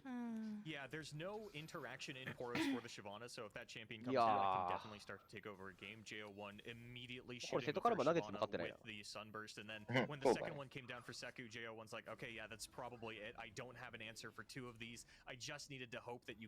いや、やっぱりシバーナドラゴン強そうですね。真ん中のオーバーパワーついてるの偉いな。オーバーパワーついてない。インパクトか。あれ、フューリーか。フューリー。ああ、賢い。9効果2マナだったらすごいよな。効果も強くなってるしね。なんだっけ、全回復するんだっけ？5回復？5回復。打たれたことほとんどないから全然わかんない。こうしたらほぼ全回復するぐらいの回復量なんで。好きっすなー。あ、チャレンジャーでいっちゃった。either a challenger or a tough on this card that has apparently been buffed to a めちゃ 5-5 くちゃ card, which was still a 3-5. 動画相手も耐えてないよ。J1 passing there with the 9 mana, Seko taking a quick peek at the J1's list. Huh? What the hell can he do? 耐えたか。 Just a pass? Yep, J1 will hold it. 耐えてないな。 Just a little lucky Poro with the tough 2-2. And still, Strafing Strike is available for Seku to take out one of these blockers. JO1 goes for the Traveler to try and find an additional blocker to survive this onslaught. The good news about the Dragons is that there's no Overwhelm. This isn't a Targon list, so Seku can't actually get into the Dragon's clutch to give that finisher over. But it's just good old-fashioned Demacia. My units are bigger than your units, and then I'll play a rally, and we'll just jam those together until you're out of units and I can kill you. I got so over. He had enough. He didn't want to give up more Poros. いや、強いっすね、ドラゴン。We were getting close to the Elder Dragon level as well. あのジェムドラゴン強いんですね。まあ、あいつも確かに強いっすね。まあでもやっぱりアラティスがちょっと楽しくて僕らは使いましたけど。あ、7コストやつ。そうそうっす。ドラゴンに全部コピーする。はい。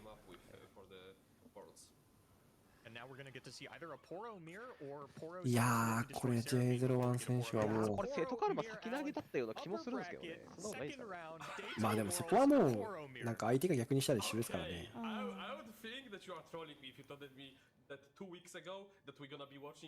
そもそも、そのセク選手の持ち込みが多分セトカルマを倒すっていう強い意志を持って組まれてる可能性だから。セトカルマ2回投げて、1回ワンチャン勝たないかなで、勝利目指すのが一番。あ、それはそうな。Probably Poro King. I don't. If one player opens snacks, it is still 3 mana. They're not really pressuring you fast enough before the Poro King comes down, and then the Poro King can make the Frostbite snacks. Zolani, absolutely the worst top deck in a situation like this as well. So looking at the list, the J1 list has double sunburst to potentially deal with the まあ、ドローされない羽衣ならどうするかみたいな話もありますけどね。許容するかみたいな。ああ、なるほどね。Yumi is massive. いやー、でもな、これキングの差で。このままJ01 選手だけキング引いてると、キングの差で。リソース多いわ。JO1 having the Poro King in the opener, I think, is really important because JO1's running a lot more spells than Seku. We're looking at 17 to 13, so a lot more interaction means a lot less chances for an impactful top deck out of JO1. こんなことある？これ全部かぶりじゃん。すごいね。全部かぶり、全部かぶり。こんなことあるか。すごいね、これは。すごい顔してんじゃん。すごい。もうハリ2回出てきたってどうすんだよ、マジで。こんなことあるって顔してるじゃん。これは。だってってやってたもん。いらないよ、ハリーさん、こんなに。ハリーさんかなりこの中じゃ強い部類ですよね、正直。ハリーさんこんないらないよ。そういえばハリーさん元気？ハリーさんはお子さんと元気に過ごされてます。あ、よかった。心も打たないんだね。学ばなかったでしょ？違う、ポロ出しから羽衣構えるのかなって思ったけど。選手はもうポロキング引けなかったので、これのままだとワンサイドゲームが始まってしまう。まだあとワンターン優位あるけど、次で引けなかったら終わりだね。パスかな。パスするしかないよね。ポロの手持ちは残しとかないと、いよいよポロキング引いてもダメになっちゃうし。It's definitely one of those matchups where if one player draws5マナあれば3バースト the まだ other ね。 one doesn't the Poro snacks, then yeah, it's looking like game over. I have aborted 2-2s, you have aborted 1-1s. If they both get down Poro King and start generating special snacks, then it does get a little bit more down to ま what さ snacks か are ワールズの generated, 舞台 the でポ frostbites, ロを the 見る日が来るとは challengers, 思ってなかったけど even な。 the impacts あ、 to そう try なん to だ。 finish off your だから opponent. いや、その Like you called ポロ out, っていう this デ is ッ a キが lobby that 強 we 化 just される keep と思ってな staring かった at か in ら。 Seku's hand. It's kind of で funny も that you get 去 no 年 buffs ポ for ロ draws, が so if you 環 have 境デ this ッキになるよ one って言われたら信じます。 Poros, then oh here comes あ、去年の R2 話？ to overwhelm Darkin Lord. It is still bigger than all of ポ the ロキングが出 Poros. なきゃね。ポロキングが出なきゃそりゃ信じられないけど。でも多分去年の僕にポロが環境デッキになりますよって言ったら、普通に、あ、じゃあポロキング実装されたんですねぐらいは言いそうだな。実装されて勝ち強かったんですねって。ああ、これでもう焼けつく攻防すら恐れなくてよくなった。でもポロないよね。ポロがないんだよな。出しちゃったからね。結構あのポロは出さなくてよかったのではと思うけど。出さない方が良かったのにね。引くからええねんって。見たわ。ほら。引くからええねん。そう、引かれえねん。 Because the other option out of the Targon Telestone is actually Blessing of Targon, a permanent grant buff that you could give over to your Daring おっ Poro. と、これは It's such a slow beatdown. おやつを and セ you ク know 選 that 手 your が引いて opponent るから is also 結 running 構。 Elusives in these Daring あ、いや、 Poros で that もそこ it's までしかいかない。 unlikely to really あ、 make 行 an く？ impact. いや、行かないんじゃない。行かないで。ドラにまで見えてるし。ああ。I'm thinking you have to cycle the deck faster, probably. You have to try to find the Poro King from the Sekus side. So definitely starting with the Poro Snag and having that Pale Cascade. ただ一応セク選手はおやつ引いたおかげでゾラーニプランが一応見えるようになりましたね。絶対さ、セク選手のことポロ選手って呼ぶのやめてな。うん、やめます。ポロ選手はやばすぎでしょ。どっちもポロだしな。どっちの話だよってなっちゃう。同じの2体ずつ並んでるのおもろいな。そうね。すごいよね。F4 打って3全部かぶりなんてなかなか見たことないかもしれない。いや、事故ってんな。ああ、もう上一のこの理想的な。そうだね。次のドローがラストチャンスか。ここでポロキング引かんともう追いつかないね。でも SS2 コストのスペル引いたりしてドラーニでワンチャン。そうそう。一応その F1 とか孤独ポロ引いてドラーニがワンチャンっていう話はある。いや、もう殴れないしな、これ。殴ったら全部消そうされるもんな。You get another Poro Snack for free before he leveled up? That's crazy. You get one when you play a unit on level 1, when he levels up, and when you play a unit on level 2. So as many as 3 snacks in one turn if you've got that 5 out of 6 Poro King, and that's why you'll see a lot of players drop it right before it's leveled. ドラーニを完成させて、あれ今ゾラーニって1体しかまだ死んでないか。そう。 I think when you've got the Poro King and your opponent doesn't have the Poro King, JO1's gonna just sit back, build up the board. 弱すぎじゃない？ Seku really can't afford to swing here, knowing that JO1 has 3 snacks in the mana to play. これやばいな。 It is only 7 mana, so we finally see that invoke. I think really looking for cause何飛んでるこれ。 まあ正直結局ブラックシールドあるから何取れてもダメだったんですけど、多分本当はほうき星とか取れてプロキングやれないかなっていうお祈りの将来だったと思うんですけど、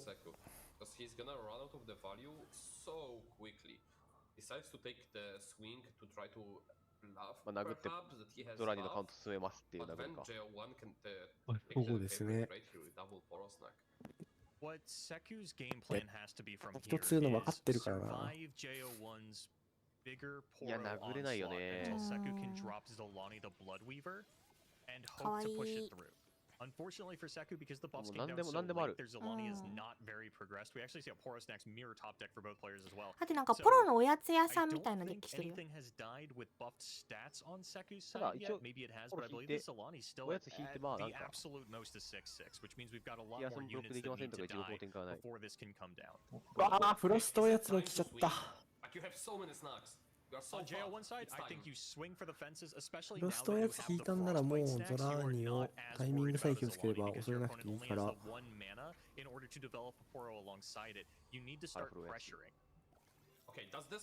殴りに行くかなこれは。そうだね。フューリーついたんだけど。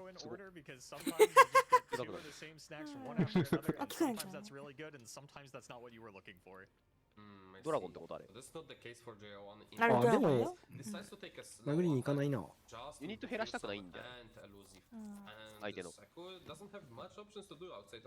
まあ多分なんかゾラーニをケアして最大限ケアしてるんでしょうけど。結局さ、フロストも欲しいってことなのかな。いやまあ一番は多分静寂じゃない？静寂かアンバースト引けばもう気兼ねなしにやるけど。66しかアップしないゾラーニはちょっとちっちゃいな。なんか耐えれそうな顔してるな。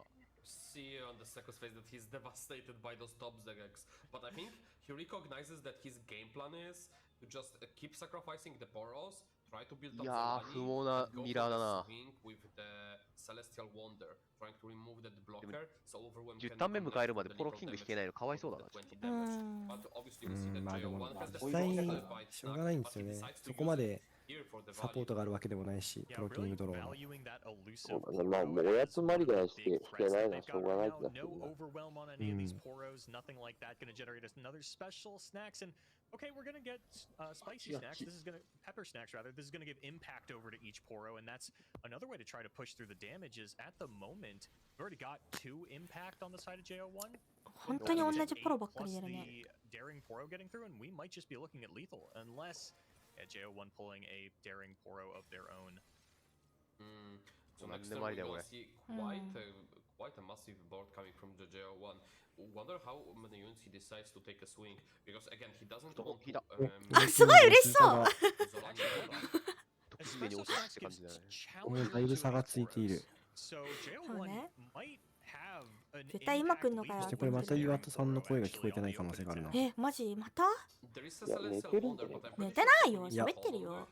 今ね、このタイミングで寝るのやばすぎじゃない？喋ってるよ。さっきのがあって別窓で配信開いてるんだけど、そっちのIwatoさん動いてるんだよ。喋ってるよ。なるほど、じゃあ声だけ届いてない。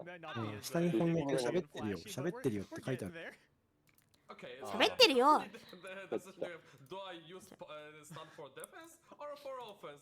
れまた聞こえなくなった？嘘、喋ってるよ、喋ってるよ。なんかちっちゃい。ちっちゃい。あ、ちっちゃい。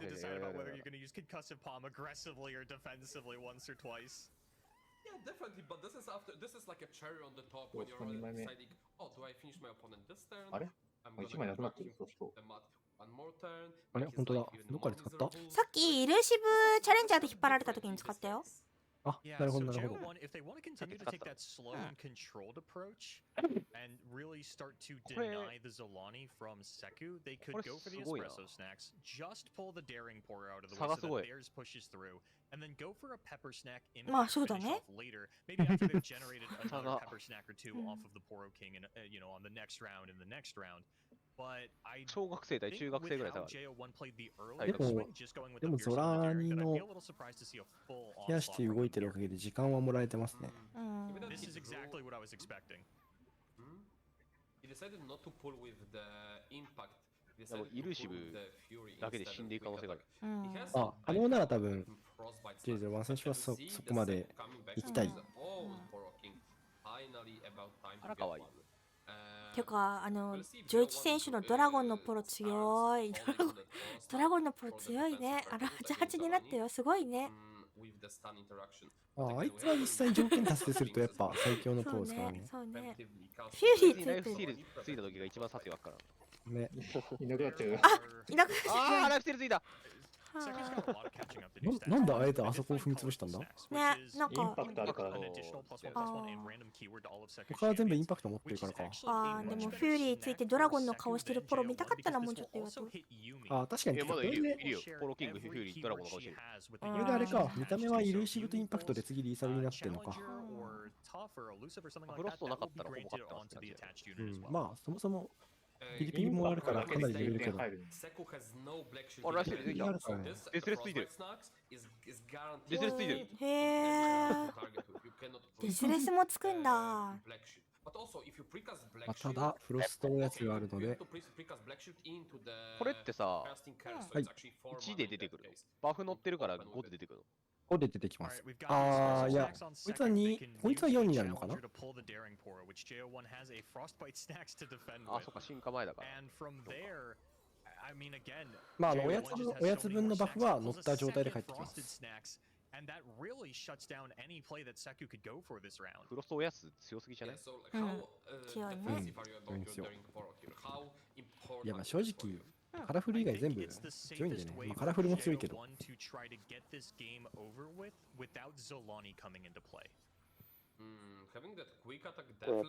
も強いよ。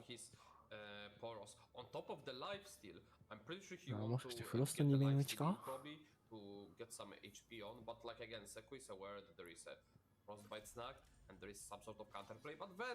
いやー、フロスト。一面かな。ライフスティールはさすがに止めたい。イルシブも止めるんじゃないかな。Yeah, Seku aware should be aware anyway that JO1 has 3 ああ、 special これは snacks 2 and 面 we 打 actually ち get そう 4 かな。 frosted snacks out of JO1, denying that lifesteal and preserving the life of the daring Poro. ゾラーニも And that actually is really important も because うなんかゾラーニのサイズどうでもよくなってきたな。あらかわいい。イルシブできた。あっち。イルシブ出るんだ、そこって。あ、やばい。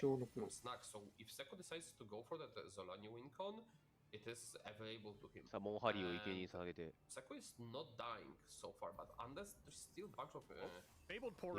イルシブできた。いやー、イルうわー、すごい。インパクトは違うか。元からか。ヒヤサムはもうインクのしに。もうこれ次オープンでリーサルか。オープンでリーサルでいって天井の神秘打たれてアチアチして、まあ、フロストおやつもあるから、フロストやつがあるからフォロー出しなくてそしたら、見た目はリーサルってことだよね、ジョイチ選手の。そうですね。フォローブラックシートもしたい。いや、リーガルじゃないか、まだオープンは。イルシブいるから耐えちゃってるのか。あ、違うか、2面イルシブだった。そう、2面イルシブ。で、もらうのがチャレンジャー。チャレンジャーはでかいね。まあ、大体終わりかな。チャレンジャーもう終わりじゃん。イルシブ。フロスト。すごい。耐えた。耐えた。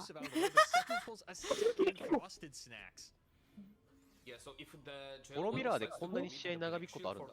ねえ。まあ、ポロミラーは結構長引くこともありますよ。そうなんだ。でもなんかポロキング、これでも、ポロキングあ全るから死然来てないわね。んでると思うけど。ブラックシールドあるから死んでる気がするな。唯一採用された新パッチカード。実際のカードは強いっすね。フロストキングもね、一旦まあ、まず多分これを打たれて、ポロキン死んでんのがエグいな。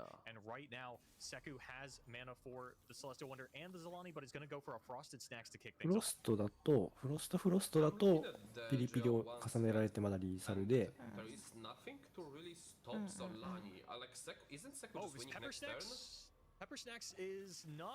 でこの後に一面止めて、あ、でも一面耐えてるか。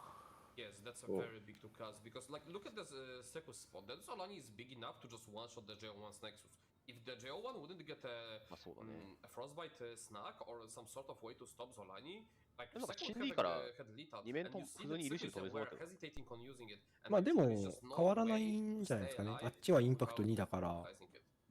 Yeah, Seku's aware that if Seku tries to play これ Zolani ユ and ニ then ット倒 attack, して they もらっ open て themselves up ゾ to ラーニのカウント JO1 進めた方がいい having そうな a 気がする。 copy of Sunburst いやで and ももう taking ド out ラー the には JO1 something 進 that 化 is して not も available if you can set up an open だ attack. けあんま JO1's 遠なくないっす。 cards for the turn. いや、 Looks で like もまあ Glass Shield 3 is 体 going to い be たら、 committed, and that is going 15、 to be 15、 one 15、shy 15、15 of か。lethal. うん。単純にその15ってサイズがもうでかくない。さすがに。あ、でもドラーニーのカウントがどこまで進んでるかだな。いや、相当今進んでるよ。真髄殺しになったぐらいだから。16、今みんなに殴ったらさ、ワンチャン追ってない ?11 か。I think we 1 might 匹5 be 点。 actually, you know, this is the first time I'm gonna say 1 this. 匹 I 5 think 点 we 換 might not 算。 have lethal if これユー Seku ミ乗っ swings けれ like るからいけん full じゃない board of Zolani's because JO1 just has the stats to actually block that down. But there are まあ 5 units と wide. りあえ Seku's ず gotta go や for る it. しかない。 JO1, can you top deck something to バ stop フ it? ロの It's a プレイヤ pale ーあれ cascade and has the way to activate it thanks to the shackles. それは何のプレイだ？ This is a very interesting spot because he decided to. Okay, how big is the Zolani from the Seku at this point? でもユーミ乗っても確かドラーニーのバフ影響ないよね、あれ。So it's at least ユ a ーミの 16, に乗る 16. から。いやさ、ドラーニがバフ乗るから。 We have the Yoko special Noke no blocker, Kensuke so J1 doesn't Oba have Fan to be Kensuke worried about Hash pushing through. But we also know that J1 has to be blocking the other Poros, which when they'll be dying, they'll be blocking even 抜けてそうだな。18まで育ってるなら。 and J1 Zolani are 答えを引きに行く。 small to do anything here. あ、すごいすごいすごいうわーすごい Kind of laugh a little bit, definitely. Wow. Back foot for most of this game. 持ってるね。 Thought they いや could pull ー、さ out す a が。 cheeky win, but JO1 with the Targon さすがですし、また岩戸さんの声は聞こえなくなりました。え、嘘またなんでいや、やっぱり喋ってる。喋ってるよ。これ、多分配信の方は音乗ってるからもう気にしない方がいいかな。そうだね。 What a top deck from J1 side.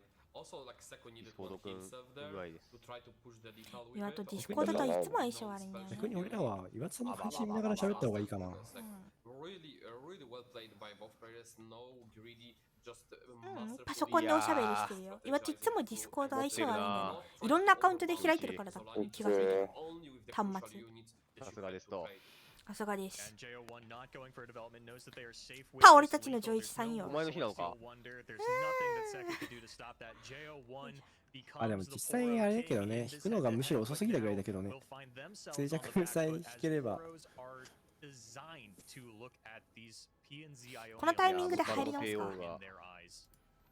we could have seen how pivotal his ちょっとタイミングがいいからこのタイミングで入り直しました。 But still, Seku with that Okay. one of Celestial Wonder was in the game これ多分岩と原因分かっててさ、あ、いろんなのを調べるためにさ、スマートフォンとかでディスコード開いたりなんだりとかしてるからダメな気がする。どうなんだろうな。わかんない。なんだろうね。まあ多分何かの噛み合いが良くないんでしょうね。そう。これ、上一ワンチャンじゃないこれ。あるけど、このマッチが鬼門ですよ、一番。でも精度引いた。ハンド的にワンチャンあるよ。本当だ。プロ側はかなり、プロキングを引かないとどうしようもないハンドで。こうやって出てきたら、引いたわ引いたわ。でも、ブリツレーター引いた。あ、でもあれ、精度置いたら消えちゃうか。精度置いたら消える。いやー、お互いやっぱなんか。上一カメラ欲しいな。今どんな顔でやってんのか。さっきのテルストーン引いた時も。いや、もう歯茎出まくりでしょ。にちゃーしてるよ。そんなことないよ。そんなことない。ジョイチさんはきっと真顔だよ。ジョイチ結構配信切れてるから相当リアクション多い。大事な局面でもそんな感じなのかな。何言ってるかは分かんないけど、結構テンション上がってるよね。岩戸そこが分かんないんだけど、岩戸大会出るとき真顔なんだけど、ずっと。いや、大会出るとき、すごいな。真顔かな。岩戸もうなんか、剣は置いてるけどな。俺は別になんか感情を隠す必要もないからっつって、もう、おやつは発散しまくってるけど。いや、いい試合するな、これ。これ、見応えあるな。どっちもさ、超うまいから面白いよね。Seku is rewarded, refines the Yumi, finds the snacks, finds the Poro King. Seku is finally getting a good little establishment. JO1 going to poke at these Poros with the divine draft, and Seku going to counter with the Poro snacks, and we are now off to まあただ、the ロケッ races. ト弾幕が去る。いや、弾幕を打っちゃうと、ポロキングが処理できない。一応ブリテレーター持ってるけど、どうするかっすね。出しちゃうね。It's like, yeah, you got it. You killed my Poros. Thank you. That is +6/+6 on my Zalani, the Bloodweaver. She will see you later on. Oh, you think he's gonna be alive by いやー、 then? 今3体で殴れて Surely たの that と will be set with some showstopper 殴 coming れて through ないの already for that. 全然違うね。おやつ2枚 Snacks for ね。 Seku, things are で looking も up.、こう JO1 い has that う Hex Obliterator ゲーム to じゃ deal ない with こ the との方が Poro 多いか King, ら、 but that is a big ライフ meta 詰める commitment. という He's か gonna は、 tear down もうなんか the プロ set, and 側の actually, サイズが this で is かくな gonna りすぎ greenlight て、 Seku 処 into 理できなくなっ playing て Poro 圧 King 殺みたいなパターン post-combat, が and 一番 let's 多 take い a 勝ちパターンだから。 gonna develop a little bit. Don't you think committing Yumi is slightly better here because your turn is kind of looking awkward? Because I don't play that deck at all, so like I don't know how big of a priority is leveling up Poro King here これ versus で今、 just ポロキングの進 establishing 化カウントが better 5? board into what the JO1 これで進化したと思います。 I あ、 don't 今 think 進 the 化したの Poro かも。 King is as important once you've drawn the double Poro snacks and you have the Yumi available. The Frostbite snacks is not looking great in a matchup like this. Even the Challenger of the Espresso snacks, again, not something that you're highly valuing. So the amount of snacks that you want out of the Poro King is a little 取れ bit ないな、 lower こ than れ。取れない it で was す。for こ here. れ We も just ブリ saw テレーターでも and I 届 think かな it's く more してか important ら to ちゃん just と pressure 出し down ま your した opponent. ね。 You can theorize and talk about your game plan and your plan A to the moon and back, but at the end of the day, the most effective way to play the game is to drop your opponent's nexus to 0. もう1体出して。 Look at this hand. Like you can generate another snack. Hex Splitter can no longer answer Poro King. Isn't this just going out of the JO1's hand? Because there, like you just don't have あまりにも answers. 強すぎるかもって感じだな、これ。うん、まあこのマッチは正直、ポロが相当有利マッチなので。いや、そうだね。 And like if you try to keep up with that, like what you're gonna develop 3-4 mixologies, like 正直、精度を置いても勝てない。うん、ポロ側がね、ちょっと事故ってな、それこそポロキング引かないとか、出したのをタイミングよく処理できたぐらいじゃないと、人から側はほぼ勝ち目がないので。Where if you wait for this to be level 2, then it's a 6/6. You've got the snacks on 外 back. から去ろうとおやつした時に引かれただけ To で try and obliterate it, だい you ぶき just つい play から another ね。 snacks in response. So JO1 not able to actually throw down that pivotal spell お、なん and か is now 固まっちゃった。 poised あ to あ、 take 大丈夫 a か。 massive amount of damage from these additional snacks. 実は僕も直前まではポロの持ち込み検討してたんですよね、僕らも。僕らってか、まあ、あ、そうなんだ。そう、セトカルを倒す側として、 Yeah, I do find it a little 結構 surprising 検 that 討してたん JO1 ですけ not ど、valuing the set here. あ I guess this の、 is なんだっ just けな、 calling 新しく to 出た I'm not going バンドルシティエルダードラゴンそうだね。が思ったより安定してセトガルに勝てないってなって直前でご破産になりました。でもそのおかげで結構ポロは触ってたんですよね。実際やっぱりポロはセトガルに勝てるので、うわ最高のキーワード。ああもういい笑顔になってるわいつも。いいちゃーって待ってる。これは似ちゃるわな。まあそうじゃなくてもほぼほぼウィンコンディションでは、しかもトップも強い。嬉しいだろうな。これはもう無理だな。すごい笑顔。でこれ耐えるんでしょってこれ。あでもそっちから行くのか。これでフロストレースで耐えてるでしょ。やばすぎでしょ普通に。いやすごい。今日は俺の日やでって。昨日もそうだったけどね。6-1だからね。俺が世界最強やと思ってる。まあ普通に持ち込みが強いしね。瀬戸のカウントいつなんだろう。あ、そういえば瀬戸のカウント出ないね。いやでも8まだ7ラウンドだからところが待ってないから。一応プロフィンが落ちたな。もう全員55軍団を俺は一番上げ続けられるが、君はこれを何マナ払って処理するんだいと。ぶっ飛びも3体いるしね。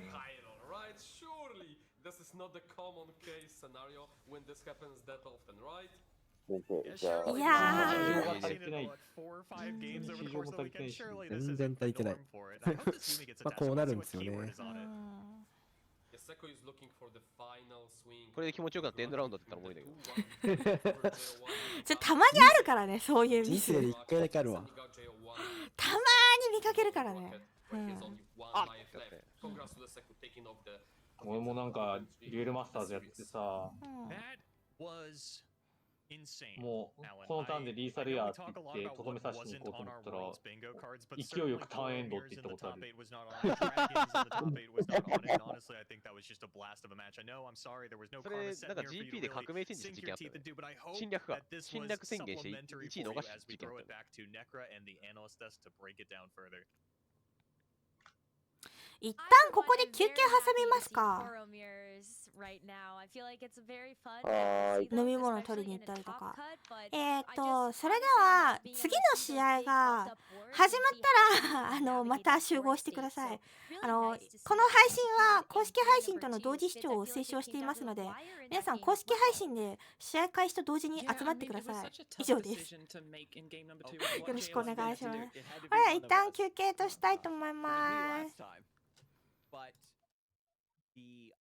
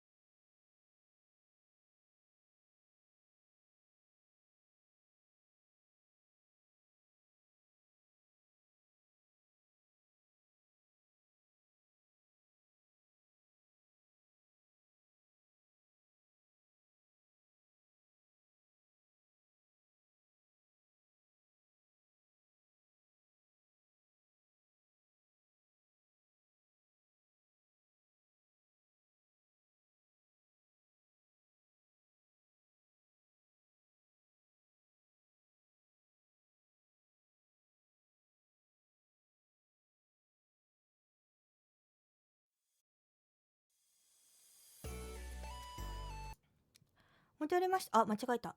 ちょっと待って、これじゃない。こっちだ。よし。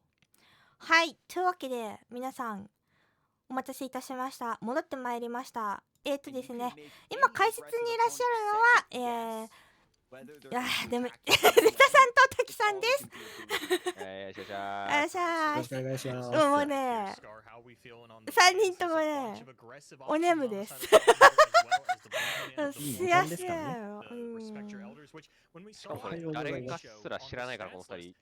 話盛り上げようがないんだけど。そうなんです。実はですね、今回の対戦相手は APAC ではないので、岩田たちが普段見慣れている選手じゃないので、この人のプレイがこういう癖がありますよねという解説ができず、なおかつですね、デッキもちょっとご覧の通りですね、APAC ではちょっと APAC の BO3 であまり見かけない新パッチなのでいやいや、ごめんなさい、僕らは持ってかなかったけど、ネタの中心はちゃんとこいつらだと思ってましたよ。いや、ラダーでは当たるけどさ、ニーラジャンナ以外はメタデッキよ。ニーラジャンナ以外は、むしろニーラジャンナ持ってきてベスト16なのすごいね。ちなみにこの人だけです、ニーラジャンナ持ってきてるの。ねえ、なんかめっちゃうまかったけど、ニーラジャンナアグロがフェイバリットって言ってたの。そうです。なんか昨日船をすごいタイミングで打ってた人じゃなかったっけ？そう。さ、違うんだよ。環境なのは知ってるけど、APAC ですごい使われてて、こういう感じのプレイなんだろうなーっていうのじゃないじゃん。わかる？言いたいことわかる？ラダーでは見るよ。そんなの分かってるよ。でも、APAC の愛すべきラダーモンスターたちが。あ、そうっていうことね。打ちましたね。出ましたね。ライフは守っていきたいという意思。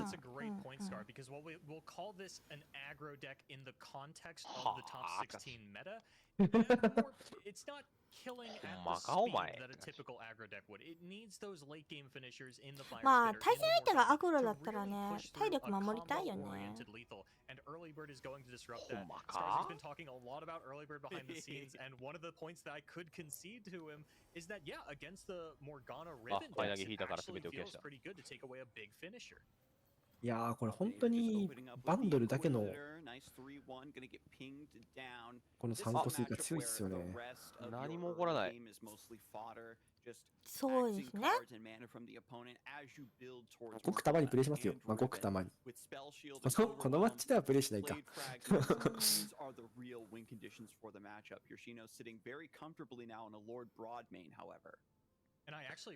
ルピネイター選手はもう剣の完成が見えている。しかもブラックシールドまで持っている。まあここにイベント起きそうっすけどね。そうっすね。一応このラウンドで取られることはほぼないし。あ、チャレンジャーにしたんだ。ない。チャレンジャークイックアタックで取るのかな？クイックアタックですよね、フェラーで僕判断がまだできなくてごめんなさい。僕も20バフのやつは見分けつくんですけど、オーバーパワーとクイックアタックの見分けが怪しい。一応皆さんにご説明しておきますと、今もうここの解説と配信をしている3人組、もう限界来てます限界が来てるので、いろいろお許しください。打つのほんまか今のパイ投げ。ライフは守りたいという意志を感じます。でもライフ守んなきゃ苦しいんじゃないかな。何このカード？早起き鳥。知らないカード出さないといや、これは結構今使われてますよ。今使われてるのは知ってるんですけど、知らないカードなんですけど、あれは何をするカードですか？まあ、相手のハンドの一番コストが高いカードをさせる。そんなカードルンテラに実装されてたんですか？そうですね。いつからですか？この間の新パッチからです。あ、そうなんですね。このマッチでは正直あんまりいらないのかな。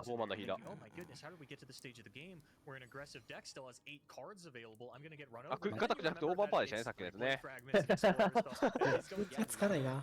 大変失礼いたしました。2-0は先端っぽいからわかるんだけどね、確かに。これで剣の完成まで。これはもう本体まで握らせようそうかな。あ、でもそこまではいかない。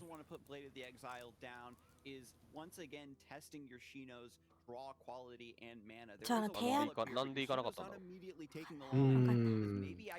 提案なんですけど、次打ちされる試合が A パックじゃなかったら寝ない。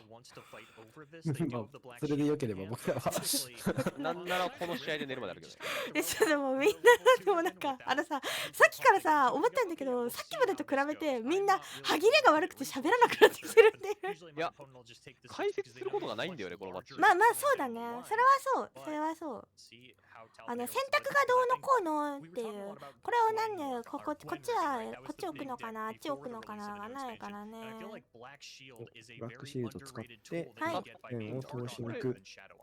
止めるんだ。なんか何もしなくてよさそうだけどこれ。まあでもあとあんまり使い道がないっていう判断なのかな。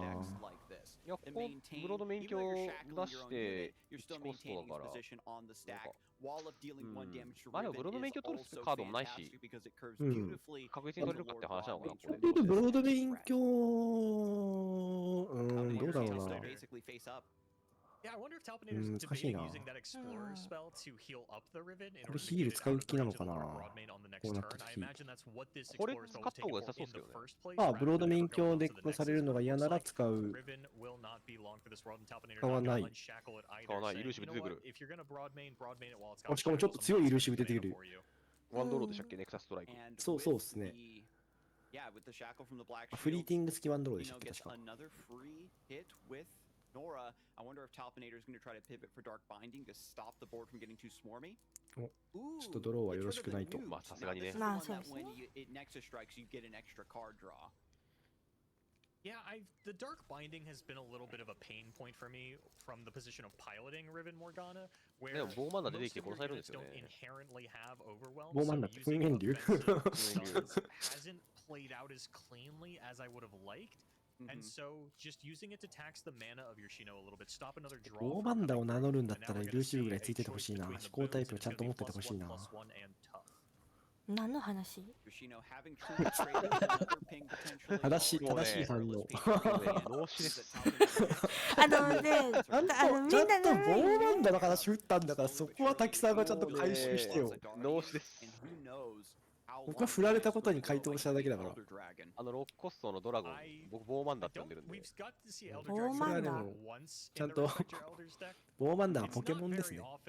ポケモン言われれば似てる？全然似てない。ていうか岩とプラザガーディアンセサミぶりに見た。今はプラザガーディアン結構入ってる形が流行ってきましたね。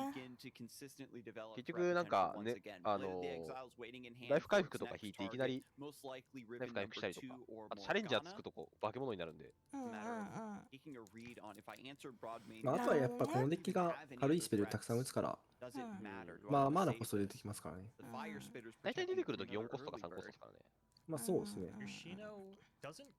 プラゲン王にデスレスつくのを本当になんとかしてほしいよ。いやー、デスレスで言うとサイネンにつくデスレスが一番ずるいけどね。生成すなーってなって。サイネンはウォールバフと2ドローしますよ。ブロードメイン鏡は静寂で。まあ多分これ終わらせると。ああ、弱い。まあだったらタコイ出しかな。まあ一応カゴがあるから、トラップとカゴのあっちの方にしようか。3点で打てることもまあまあ期待できる。弱い。いやー、これだったらプラザガーディアン先出したかったな。ピアさんなのかな。お、フリーケットエイドだ。ずるしてる。おお、強い。だから選手の部屋見るとさ、お昼なんだなっていうのが分かって羨ましいわ。あれ昼ではないはず。あ、いや、どうなんだろう。タルピネーター選手が。わかんない、これあまりにも白いライトかもしれないじゃん。どこ在住かわからない。でもさっきのさ、フォエル W 選手もお昼だったよ。ヨーロッパの選手はお昼なのかな。このブロード免許してるのかな。まあもう効果ないからいらない。まあでも一応あれありますよね。3コストの凝縮で凝縮でコピーフィナンスっていう可能性は全然ある。確かに。これはさすがに2コストの左側のやつと弱いインパクトが。And even with the silence broadmain, these pings are fantastic. Everything outside of the champions. まあとりあえず過去発動して2点2点したいけど。Nora, another clear path to victory to strike in and set up Riptide Rex. What a draw. That is a huge top deck from Yoshino. They're going to get a これ lot カ of ド damage ロー from は this かな open りで attack. かいですね。 Whatever Talpinator tries to develop after やっ the たか fact is going to be decimated. And if Talpinator decides to play nothing to avoid the Riptide Rex, Yoshino has the perilous これレッ pastry set ク up ス for で the following turn 勝ちっすよね、 anyway. ワンチャン。まあまだライフ的には、なんか、あ、ゴミ引いた。一応そっか、レックスとじゃあ、ファイヤーに本体ね、投げるのかな。うん、そうですね。で、何も出せないんだったら、レックスで、1点で勝ちですよね。まあ一応探検家見られてるから、まあまあまあまあ。まあまあ、でもやりそうかな。Healing the Nexus to stop the Riptide Rex from presenting lethal with the perilous pastry. Talpinator knows exactly what's going on, and unfortunately, just まあこれなんか出てこなくてもやりますよね。でもなんか出てこなかったらやらないのかな。8コスト残したから。ちょっとどう捉えるかですね。負け筋を潰すために取っておくパターンも全然。ただ、その場合、流にめちゃくちゃバフ乗った時に勝てないですよ。そう対処するしかないですもんね。そうですね。much open information between these two 噴 players. 煙竜が only had two unknown cards in the hand, the enraged fire spitter and the そっちに打つんだ。 might. And it's the same for Yoshino. 今1-3に打って1点でオーバーパン抜け狙うかなと思ったけど。 Pastries knows that these proximity puff caps were これ generated だ off と of something, so it was only two cards that could have been retired. 10 Talpinator as the read says that's my loss condition. 12点。14点まで出ますね。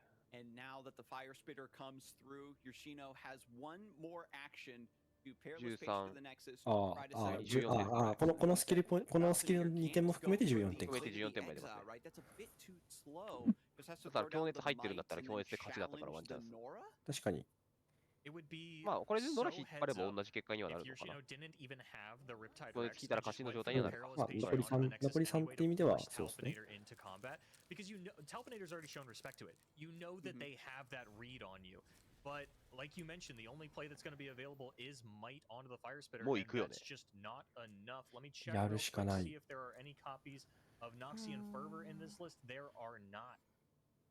まあでもスロースペル使ったら通るから今ここで2点顔に当ててネクサスにやってそうですね、それはやりそう。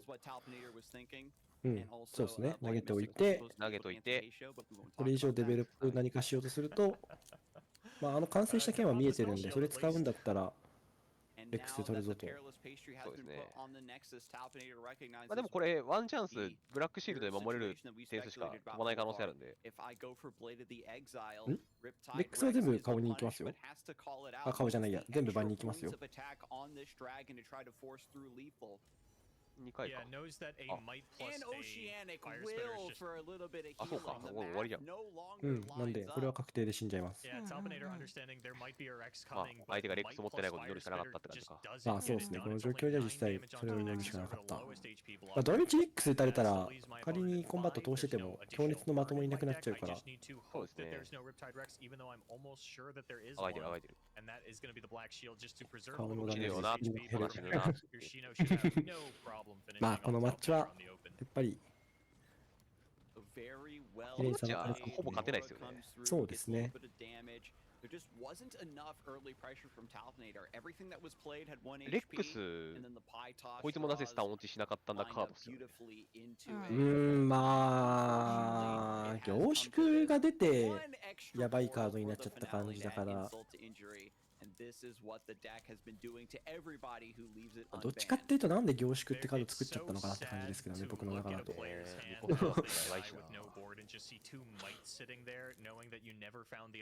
ーラジャンナがみたいな。次はニーラジャンで有利だからニーラジャン出すんじゃないかな。ニーラジャンで有利なんですね。ニーラジャンで有利じゃないですか。ニーラジャンナが環境にいなさすぎて、ニーラジャンナのと新デッキの相性検討すらしてないです。お尻が2以下なんでニーラジャンで有利だと思いますけどね。ああ、確かにブラッシュの通りはめちゃくちゃいいですね。ニーラジャンナじゃない。まあ、ただ、使われたのはリベント。リベンボルガナを信じたか。まあでもどっち出しても関係ないですからね。トーナメントなんで。スイスローだったら関係あるけど。もうオポネントとか何もないので、このデッキが勝たなきゃ意味がないので。僕は一旦ニーラジャンナで1回勝ってよしよしよしってやるタイプなんで。それね、結構岩田ね、選手にね、アンケート取ったんだけど割れました。いや、僕は正直負けたら終わりの時は不利な方先にぶつけちゃいますね。でも休憩時間にしたい。なんか気持ちを切り替えるために違うデッキに振りますって人もいれば、どうせ勝たなきゃいけないんだから、だったらさっき回したばっかりの勘を覚えている方を回しますみたいな人もいて。僕なんか対戦相手が気持ちよくなるのがムカつくから1回勝つけど。タキさんまあ普通はオポネントが関係あるから一回取っといた方がいいので。弱すぎじゃない？でかいザガは。いやー、実際結構スペル入ってるせいでこうなることはあるんですよね、このデッキ。いやー、とはいえこれはあまりにも偏ってますね。そうですね。まあヘイトスパイク。いやー、これどうなんですかね。先にチャンピオンキル使ってからどうなんだろう。何先に切るか。いや、先に右から2番目の防御力3以下のチャンピオンキルするやつを打ってスペルシードを剥がすのか、ヘイトスパイクを今ここで打って2点守りながらスペルシードを剥がすのか。まあはたまた特に何もしないのか。ああ、そういう。ヘイトスパイクなんだ。まあじゃあヘイトスパイクでスペルシード剥がして、で次のターンもう一回多分打ってって感じですね。これ3コストの5点でやる。5点の方でやるのかな。収穫だ。こっち裏目でかいけどって思ったんだよな。命の収穫の方があるからかなり裏目でかいからやらない方がいいと思った。まあ武力は使わせたいっていうつもりかな。リベンの裏を実際持たれてるから本当に最悪になっちゃうんだけど。そうか、命の収穫ってさ、割と失敗しがちじゃん。まあそうですが、このデッキに対してだから。でもこれリベン使わせたと思えばいいのかな。ああ、なるほど。リベン出てきたから。多分あれですよね、このロックコストのこの犬の生贄にしたいから犬と残しておきたかったんですよね、これね。まあそれはそうですね。なるほどね。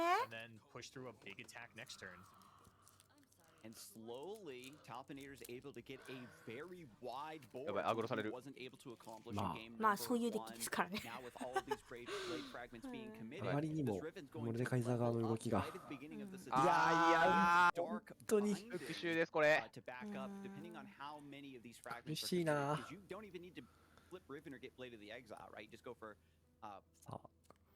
ヘイター選手はレベルアップするのか。してもしなくても。これ4コストまでだ。4コスト出しちゃいそうですけどね。むしろ4コストここで出さないともう強く使えるターンないし。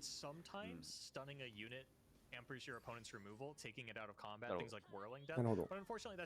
でもあれですよね、これ3-1引かれると、2-3-1のやつ引かれると2枚出てくるから、まあ正直オープンも全然、オープンで全然良さそうこんだけもらえるならいいでしょうっていうオープンもまあ、全然わかる。なんかどうせ手札弱いやろっつって4コスト置いちゃうの全然ありだし。学習っすよね、打つしかないっすよね。そうだよね。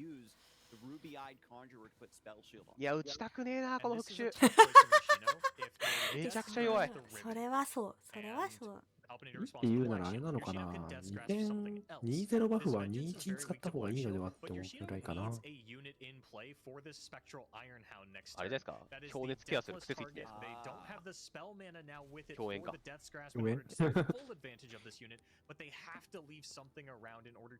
バンドルとかにはね。ツンツン棒しかり。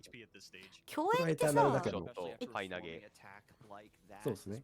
あれ共演ってエターナルじゃないっけ？エターナルです、共演も。これスタンダードだよね。はいはい、もちろん。さあ、ただ一応6のこいつまで繋がったし、スレス突き出せたんで、アタックただ、はなんかモルガナとかで最強カード引いてる。モルガナはどっちに強すぎじゃないか。なんか2コスト4コストで広げるのが強そうだけど。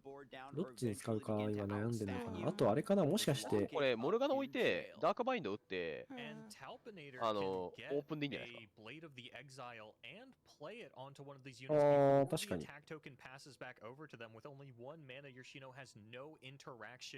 1コストしかないから絶対解除されないし。今考えてるとしたら、2-0バフをどっかにつけてモルガナを出すのか、ただモルガナを出すのかの感じかな。モ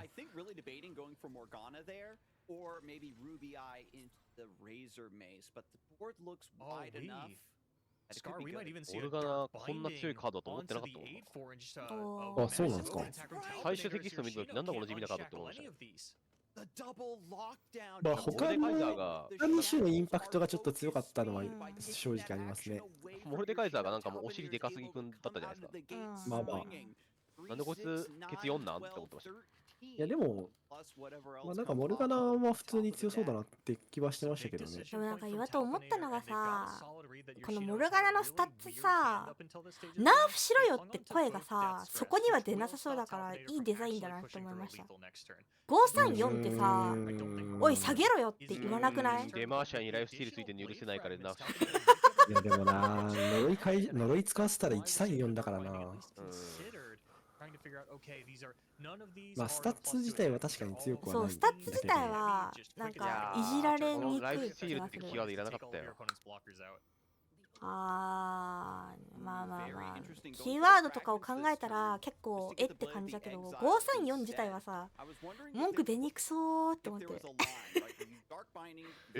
こで R インってやんの？そうみたいですね。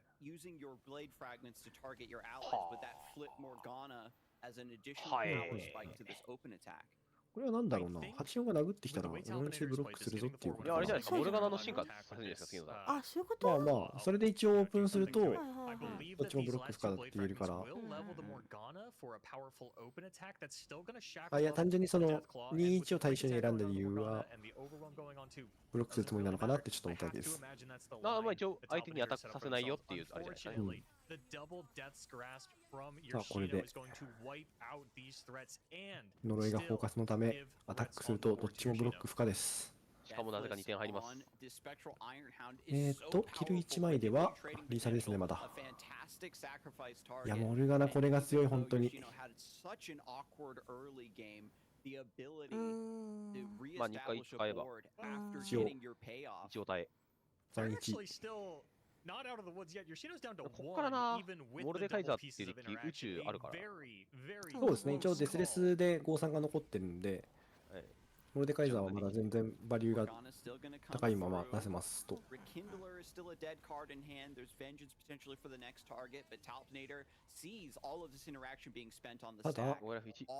ただ、あのモルガナが殴った瞬間、スキルの効果で死んでしまう。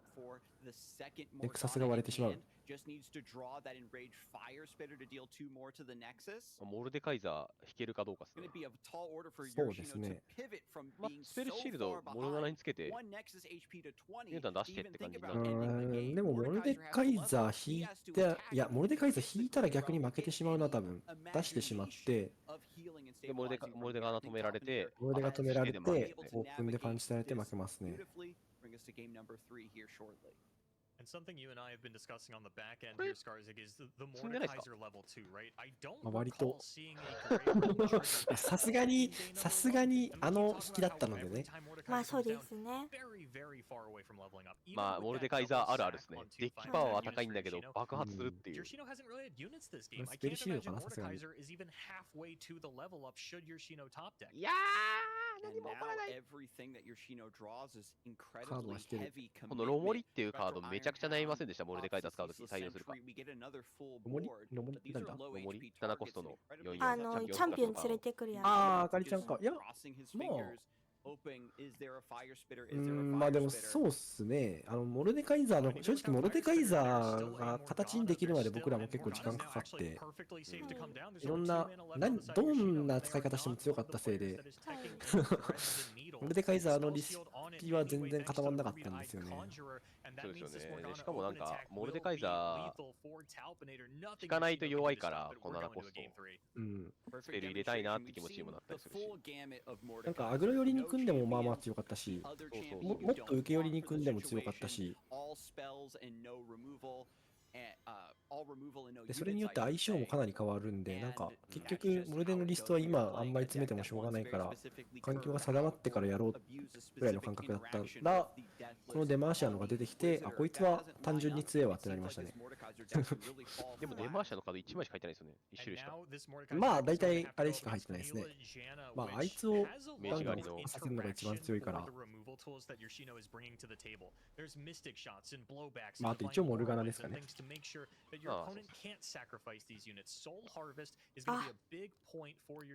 この世界大会唯一のニーラジャンナだ。あ、出ました。出ました。ワンデッキです。いや、これは、ニーラジャンナ側に左2枚返す気がするけど。フラッシュ返すのかな？あ、フラッシュ返さないんだ。なんか僕もこうするんじゃないかなって思うな、勝つためには。わ、すごい、なんか綺麗に弾けてる気がするけどな。ブローバック弱すぎて笑っちゃう。まあ、ブローバックは戻したら、またついてきちゃったやつがしょうがないですね。もう返したら出てきちゃったいつ使うねんっていう。もう返したら出てきちゃったから。いや、もうブロック入るしかないよ、これ。入らないと負けちゃう。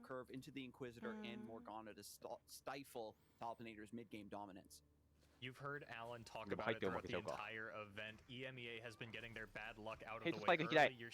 いや、でも、まあ軽いとこ弾けてるし、モルガナも弾けてるし、割と順当にいけば全然下側も勝てるハンドだと思いますけどね。ね、スペル風って何？スペル風は多分抑圧の紋章かな？右から下側の右から2番目のカードが出てくる。あいつが場に出ると召喚時に相手の手札に生成する呪いですね。なるほど。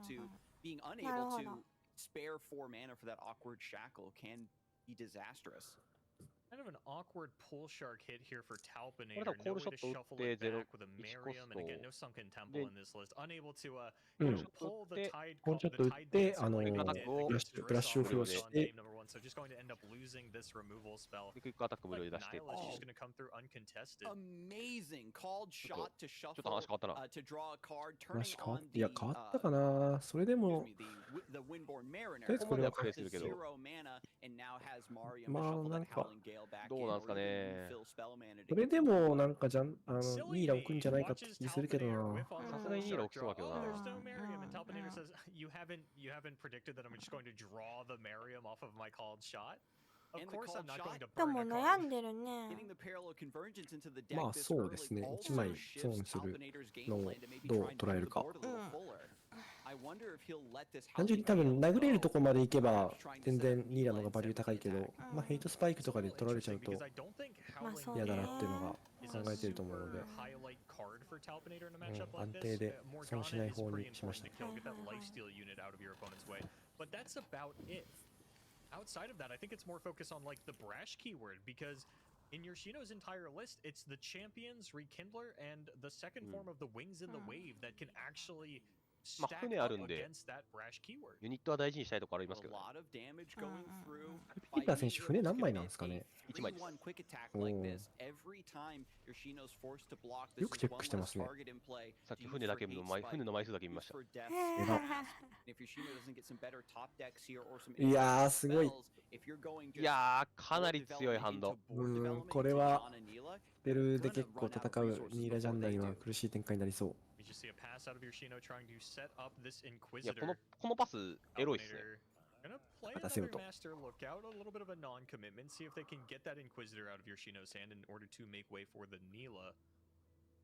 それじゃないんだよな。ニーラ出してほしいんだよな。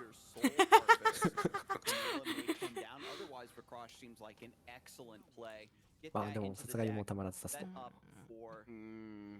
ほな、パスかな。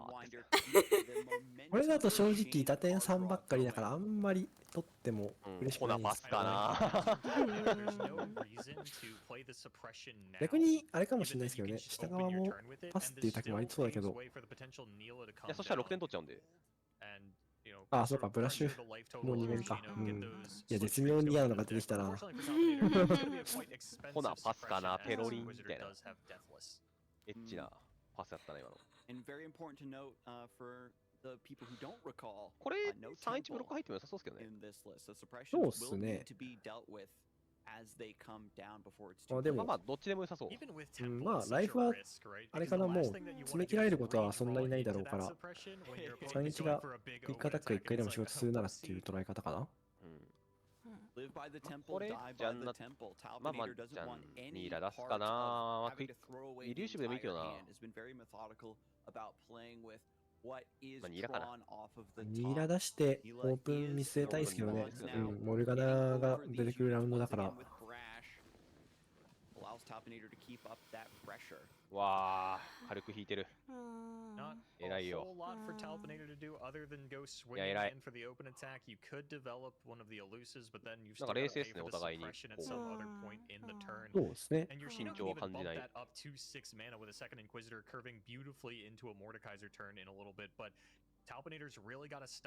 まあなんか、お互いまだ結構手堅くいってる。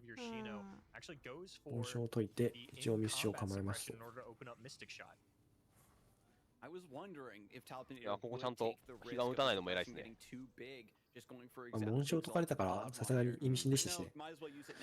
さて、こうなると、どうしようかな。明治狩りじゃないですか。まあ、明治狩りが相当無難ですね。ニーラ取りたいし。新品の明治狩りならニーラを一方で取れる。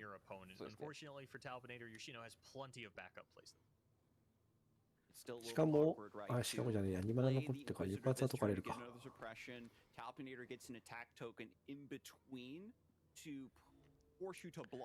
もし、明治狩りが2体残った状態でモルデカイザー、まあでもモルガナ出して、モルガナのアタックしてライフスティール3点。そうなんですよね。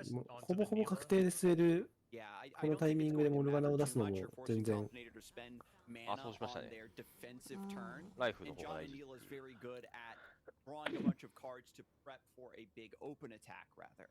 まあこれで1に引っ張って、で3-4でアタックですかね。どうかな。ああ、そっち引っ張るんだ。引っ張るのも実際ありでしたけどね、次のターン生きてて、モルデカイザーを受けたら相当バリュー高いから。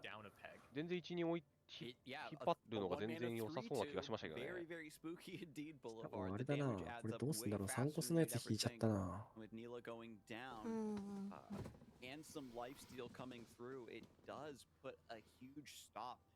さすがに明治狩り置くんじゃないですか。3置いちゃうとな、次モルデにいけなさそうだもんな。So for anyone at home that maybe hasn't run into this interaction before, curses cannot be targeted within your hand. If something like Sunken Temple is in play that gets rid of your entire hand, that'll get rid of a curse back in your list. But Talpinator does not have the option. いやー、難しいな。さすがに明治狩り置かないとブラッシュが。Very strong point. The shackles do need to be played, especially before the next set of suppressions. これ今モルガナ取るか考えてるんですか Then ね。 you have to spend an entire turn まあ多分 using そう。 suppression and then the shackles. And by that point, you know, Morgana's maybe threatening to いや level このモルガナの up. 3 And 点 this でかい is です the ね。 idea そうです between ね。 Morgana これは and しかも無傷 Mordekaiser, で。 where you have the shackles and the suppression really で putting もあれ a なんですよね。 damper on your opponent's ability to play ニ the ーラジャン spells ナ側 and コールショッ pressure ト打 you ってるから effectively before ワンチャン宇 Mordekaiser 宙で comes きるから through to close out the 急急にコスモ感じ始めるからな。あれはすごいですよね。ずっとクラウドワインダーが無限クラウに出てきてドワインダーがいると、召喚時効果のドローまでしっかりするから。 which would be able to be blocked by Morgana regardless, and being able to gonna go for the deathless keyword onto it rather than going for a big Mordekaiser line next turn. Gonna set that up for ワンコスの方を perhaps 置きました Yoshino's ね。 next attack token. おお。 Ooh, just going for the maximum suppression, the maximum まあで breathe も、 line それでもこ with こ the をモル 4 ででも mana いいっちゃいいんだ shackles けど and な。 all of these cards being drawn from the Cloudwinder. Yoshino says いや because むず 4 of that mana is allocated to むずいっす shackle. ね。4だとキルまで構えられるのか一応。そうですね。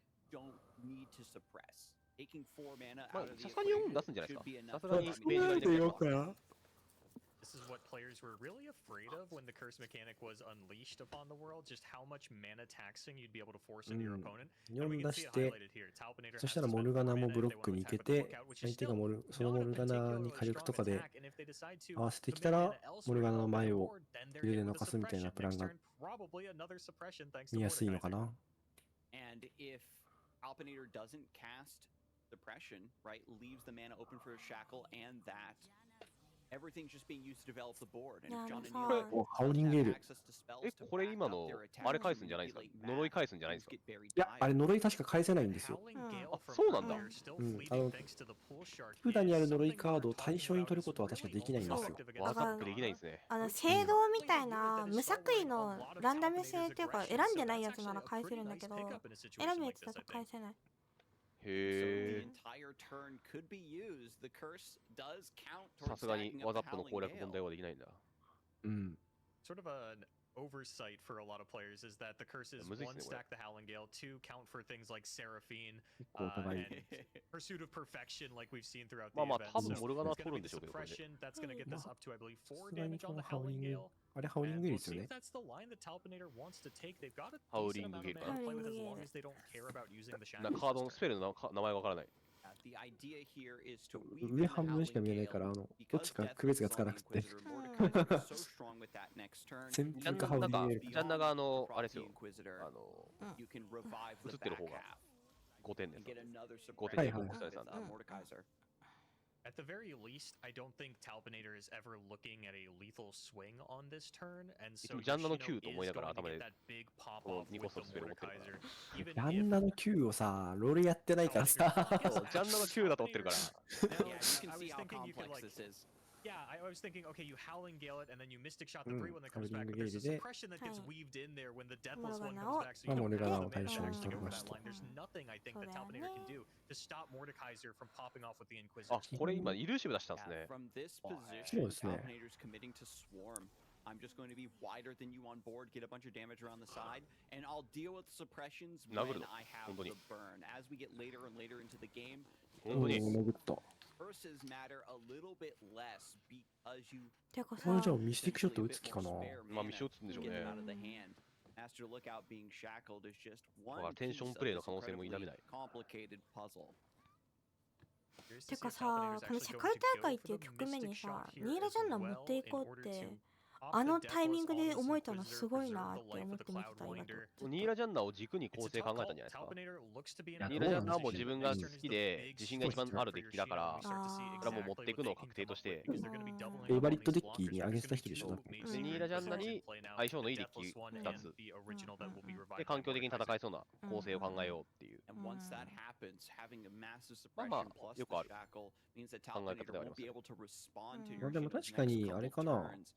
他 And の at this ア point, グロ系が are forced to commit to just Exalted なんだろう Cloudwinder. な。 Can't play either Storm to draw a card or PC the Slipstreams now エルダーと that are か shuffled into the モルデ deck. カイザー It に is difficult 不利 to がついてる get 中、 resources from this point. まあ、ニーラジャンナは多少他と比べればマシそうに感じるな。ブラッシュの通りがいいし。 A couple of strong top decks in the Morgana and the Mordekaiser because you mentioned that Talpinator's going for the wide game plan, and Mordekaiser's champion spell, the さ Death あ、 Realm, ここ is か a ら。 great way to regain あ、 control モ of ル the board. ガナ。 And いや、 once the モルデか threat of まあ、 that モルデじゃ hits ないですか play, ね。 Talpinator is on an incredibly short clock. Everything has to be developed this turn, but there's two ガッ challengers ツモー now ションを押し to 付けていく。 restabilize 風 this board. Talpinator can't go for the development because of the しか threat も of Death トッ Realm. プからヘイトスパイクまで Such 引 a いてい scary る。 position for しかも10 Talpinator. コ We スト keep 構えられて talking ますから about ね。 these curses and what they can do, and in some turns it doesn't look that impressive. Your opponent has 10 mana, full spell mana. Let me just go ahead and pay that too. But in turns like this, when you've already taxed their mana up until this point, there's no spell mana banked, and they need to use half of it to cure suppression. It's insane value. いやー、盤面が制圧されていく。 And Yoshino, I そう have だ to say, ね has really navigated this いやー、 correctly. このヘイトスパイクは。これでヘイトスパイクに逃げて、 Get to sacrifice that again to remove 作り直し another と。 target. エロすぎるぜ。 Yet another そして次のター suppression ン into は Talpinator's 2ドローしなが hands. ら作り直しと。 Yeah, reminder that Mordekaiser's passive, when you いや、もう slay a 何を言ってる friendly かわ unit, からないよ。 Mordekaiser will revive it. That's another suppression. More tax. Talpinator needs as なんなら much モルガナ mana で as すからね。 possible to weave through a huge まあ、モルガナでもいいですけ combo ど turn. That's what this deck is known あとけどどっ for. ちも出せるし。 If you have to spend all your turns dealing with these shackles and the いや、 suppression, 本当にモルデカイザーは機能するとゲー引けはね、ムが終わる。引けは強い。ちょっとね、綺麗に機能させるためには事前準備も必要だし、あ、モルデカイザーって船みたいなやつないんだ。そうですねそうだよね。サーチするカードはないですね。ないんだ。へえ。 And there's え、 more だ to って come. 国の Yoshino 王が has 船 that 乗ってきたら嫌じゃない Spirit Leech available. The Inquisitor is still in play. Now that Janna's come down, Yoshino looks at that 2 mana left on Talpinator and says, 帝国の王なのに What would it be like if 船乗 I って made パ you ポ commit ー all とか言 of って that 乗ってき into て yet されたら another ちょっと嫌なんだよ。 suppression before we go まあ back でも into 最 my 近もう attack 船 token? 船の概念じゃない船ね、シェンのあれとかもはや何なんですかあれ。あれはシェンの乗り物なんじゃない。あれ、シェンあれに乗ってくるんじゃない。あ、これでまた抑圧の紋章を押し付けていきます。しかも崩壊引いてもうてます。また押し付けれます。GG って感じ。多分もうモルガナも進化しているまあどうなのかね。ってなるとここでモルガナ出したら開始のオープンで勝ってるね。全面ブロック不可が完成するから。まあでもさらに抑圧を押し付けに行く。そっちの方が多分安定だよね、これ。勝ち筋として一番広いのはこれだよね。お前がこれであれか、231まで出したら2サルかそもそもなんかこう吸収入れたら勝ちそうだし。まあまあ、実際もうロングゲームしても勝てると思いますけど。モルデカイザーってさ、モルデカイザーって見た目がレゴみたいで可愛いよね。レゴ踏むと痛いレゴで合ってます？レゴ。ずっと思ってた。レゴ。新しい概念だった。バズライトイヤー、トイストーリーに出てきそうな見た目してるってこと？違うよ。だからレゴの中の悪役みたいと思って見てる。眠すぎてむにゃむにゃしてる。レゴの中の悪役みたい。レゴの悪役、やばい、レゴのアニメというか、そういうの見たことなくてわかんないな。あ、本当。でもコマーシャルで出てきてる出てくると思うよ。アランザックの笑顔を見ても俺の今反応はできないからね。いい笑顔なの。ねえ、さ、岩田さ、眠すぎて動悸がして気分が悪いからもうやめようみんな。もうやめよう岩田も体調不良と戦ってる今。シナバもろともって俺は続けてもいい。いやなんかどうするみんな続けたいこれもう別にさ岩田さみんなのことを信じてるからさもう最悪仮に岩田不在だったとしてもみんなは発言に気をつけてくれると思ってるんだけど。いやもうどんどんパフパフよもう。ダメよ、そんなのダメよ、そんなのダメよ。俺と滝さんだけでやるの。もうずんちゃずんちゃずんちゃずんちゃ。俺はもうだってもう何のね。ダメだよ、それじゃ。もう制約いなかったら急に歌い始めるよ。あ、ダメだよ、ダメだよ、やめてください。あ、外れちゃうよ。ダメだ。歌い始めるよ。ダメだ、ちょっと待って、次が本当にヘイパックじゃなかったらもう終わりにする？みんな眠い？もしかして意外ともう起きてる？いやもう全然眠い。そらそう。全然眠いけど岩戸ちゃんが寝るっていうなら KDA の歌歌い始める。やめて、やめて、やめて。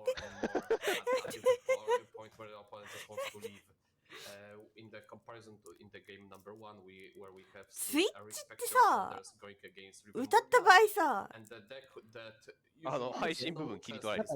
無音になるんだよ、確かに。音がなくなるんだよ。あ、そうなんだ。違反すると無音になる。そうなんだ。そう、だから岩戸はそういうの気をつけてるから歌わないんですけど、KDA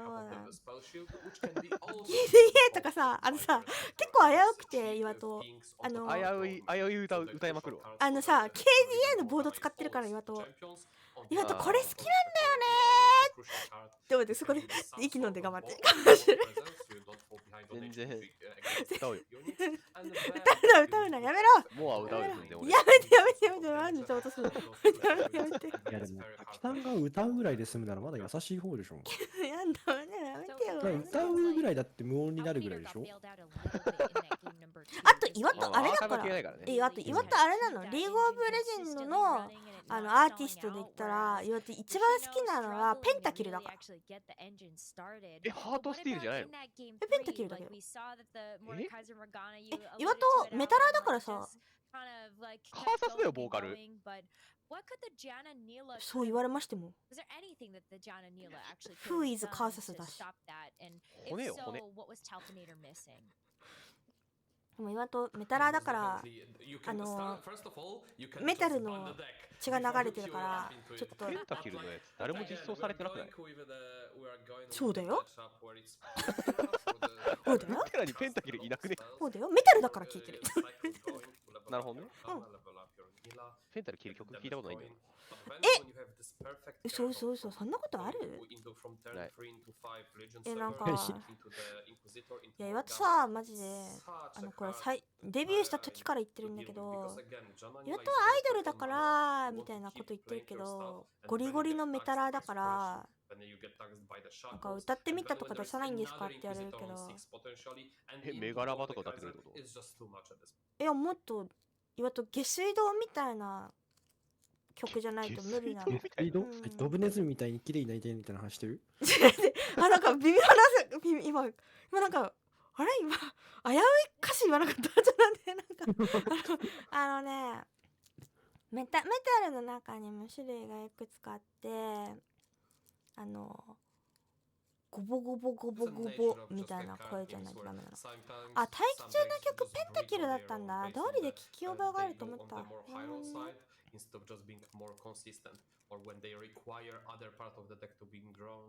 ランザク声良すぎて眠くなるからちょっと喋らないでしょ。下水道みたいな声になってほしいってこと？わかる。起きれるよ。ミッキーマウスみたいな声ってこと？モルデってペンタキルじゃないっけだってよ。ああ、モルデはペンタキルか。そうだね、モルデカイザーはペンタキルだね。さ、ペンタキルってさ、実は超有名メタルアーティストがやってるからさ、やっとさ、メタルっていうプレイリストの中にペンタキルが入ってるっていう感じなんです。だからどれがどれだか分かってなくて聞いてる。だから待機中の曲もペンタキルさんですって言われて、あ、だから聞いたことあるんだみたいな。へえ、186曲の中のあれかみたいな感じだった。I think two more, I believe, to determine the final two players that are making it into that top four. 早く次の Thank you so much, Alan. 次の何か映してもらっていいか。多分だけどあれでしょ、トーナメントの下から順にやってるはずなんだよね。じゃあ次チニアさんだね。起きるか俺たちのチェニアなら起きるかごめんチェニアさん、おやすみ。なんでいやマジかよ、ちょっと待って、どうする一旦休憩挟む休憩挟むいや今休憩挟んだらもうお休みよこれ。あっても待ってみんな。ってるものが切れてしまう。多分休憩挟みますって言って岩尾ちゃんが5分後ぐらいにおやすみなさーいって声だけ出してピューって消える。岩と配信中にいやまだツイッチでの配信中は寝てないからいやでもそのおやすみなさーいって多分窓が開けて AFK 開けて、おやすみなさいって言ってスッて配信終わり。なるほどね。岩とさ過去にさスペース寝落ちとツイキャス寝落ちしてるからね。じゃあツイッチ寝落ちね。やだよ。これでコンプリート。まだ YouTube 寝落ち。YouTube はだって YouTube ライブじゃないもんね。YouTube ライブやってます。あ、そうなんだ。じゃあ Twitch と YouTube でコンプリート。やだよこいついつも寝てんなって思われるじゃん。ねえ次の試合誰が映してほしいあと8分だって終わり。長い。世界では今あと8分かもしれないんですけど、岩戸たちからしたら体感35分ぐらいありますから、この8分、そうねありますからね。Thank you so much. Joining me, I have Jules JP and Fox Empress, our community manager and our social media manager. Thank you so much for taking the time to join me here. ジュレッツさん、岩戸にもリュックサックくださいここで言っとこう。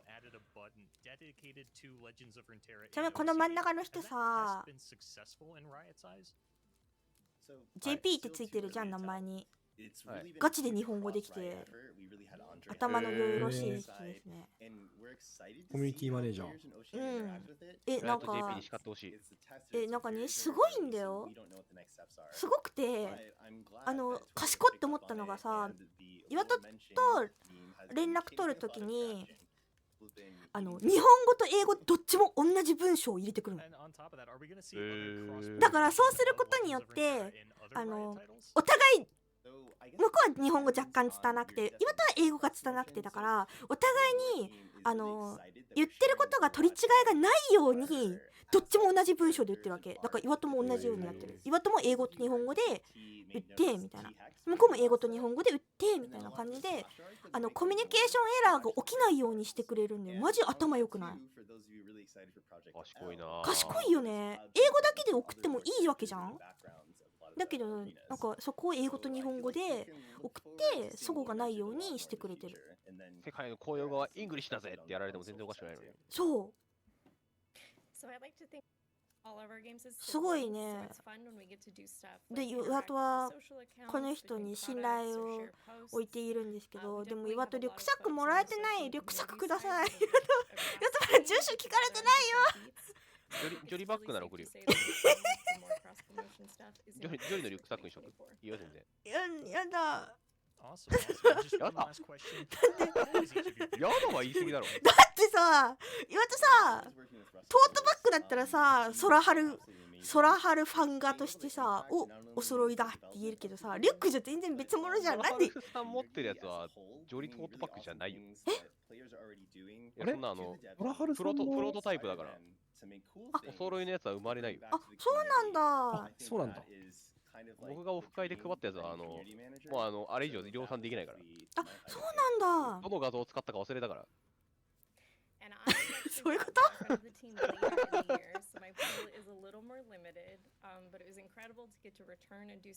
プロートタイプだから。ズームメイトしか持ってないプロートタイプだから。ジョリ持ってないけど。本人が持ってない。無断で作ったしね、あれ。フリー素材、本当にフリー素材なんだな。無断で作って、オフ会で配って、イエーイっつってあげたときにジョリがなんか作られてて笑ったみたいなやつだ。面白い。はあ。ねえ、そういえばさ、岩戸気になってたんだけどさ、意外と海外チーム名つけてないのかな。ABG ぐらいしか。ABG ぐらいかな。ね、そうだよね、つけてたの。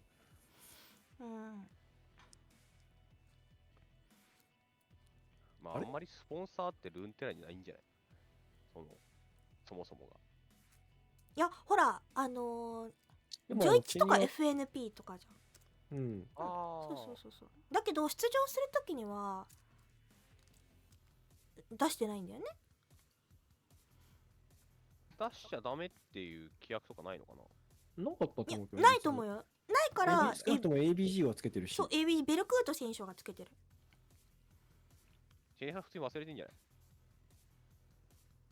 そんなことある？そんなことある？そんなことある？やべえとか言って。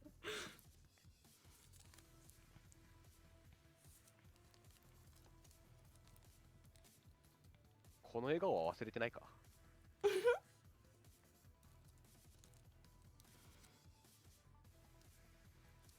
このチャルって人ケイトティーも持ち込みだから試合見たい。あ、でもチャルさんってあれじゃない、ウィンブラケットウィンなんちゃら次チェニアさん対チャルさんだね。あ、チェニアさん対チャルさん。そうなんだ。よく覚えてたね。あ、心臓がバクバク言ってる。でもチェニアさんの持ち込み的に多分バンされるけどね。だってバンされちゃうって。バンされちゃうって。いや、今とチェニアさん見たいけど心臓がクッって感じ。あれチャル？あ、本当はケイトリン・ティーモって書いてある。こうやって見て思ったのがさ、世界っていうカテゴリーになると割とあれだね。なんかこうどう発音していいかわかんない名前とか結構あってシュンってしちゃうね。岩戸の語学力に。あ、今日ローアブラケット映さなくね？ロアブラケットは映さないと思うよ。ロアブラケットのラウンド2が、今から2時間後にスタートですね。だからロアブラケットラウンド1勝った人は4時間待ちです。マジ？やば。じゃあ映画館とかも行って帰ってこれるじゃん。4時間待ちです。8時スタートなんで地獄のスケジュールだな。3時間か4時間待ってます、この人たち。逆に仮眠できるじゃん、そこで。やばすぎだろ、普通に。だからこれあれでしょ、4LW 選手とかは休憩時間ないってことやね。あ、なるほど。あるのか。いや、ないわ。4LW 選手は終わって11時、今からこのシニアさんの試合が終わった後にやって、でそのまま負けた方がローアブラケットのラウンド2に連れてかれるから、休憩時間なしやね。配信だけやめないか、このアッパーブラケット全部。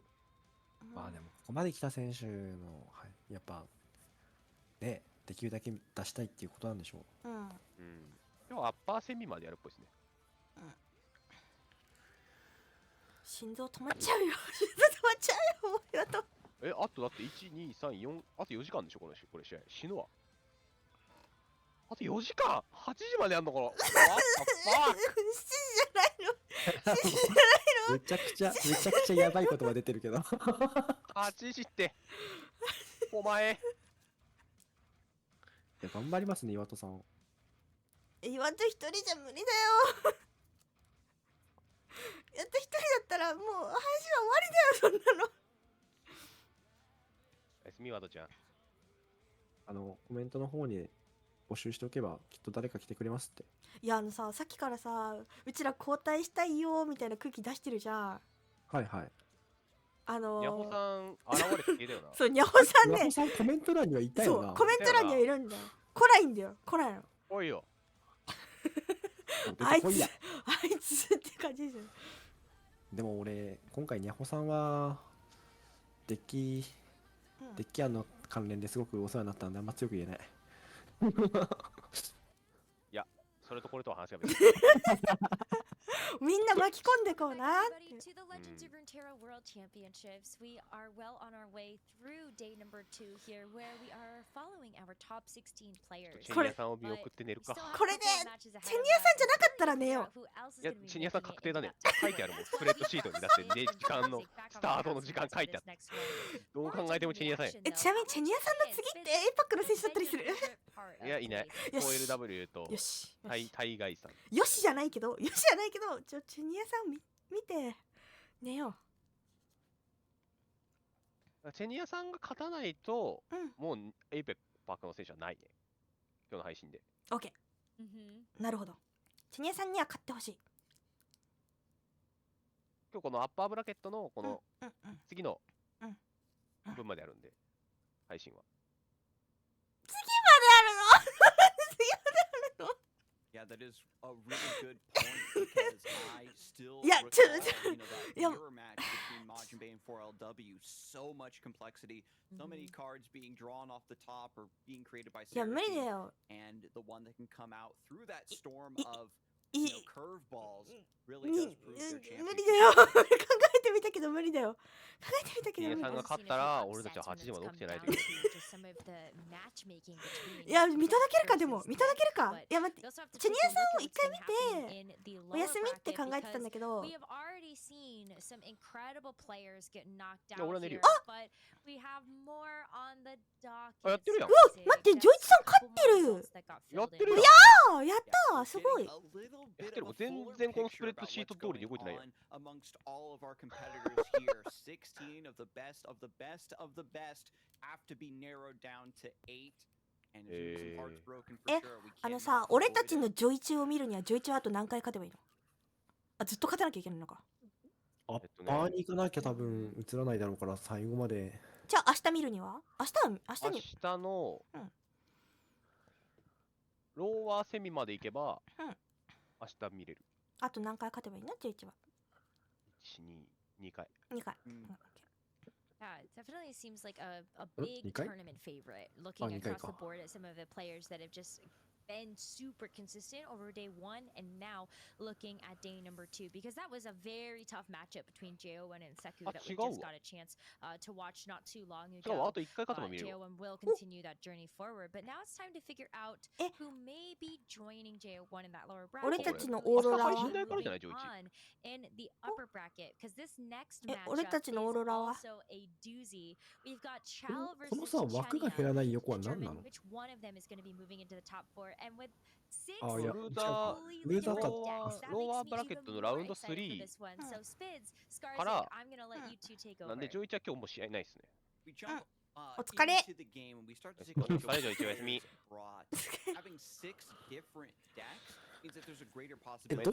どこでスケジュール見てんの？滝さん。デッキリストとか載ってるやつ。あそこにそんなところまで載ってんだ。詳しいな。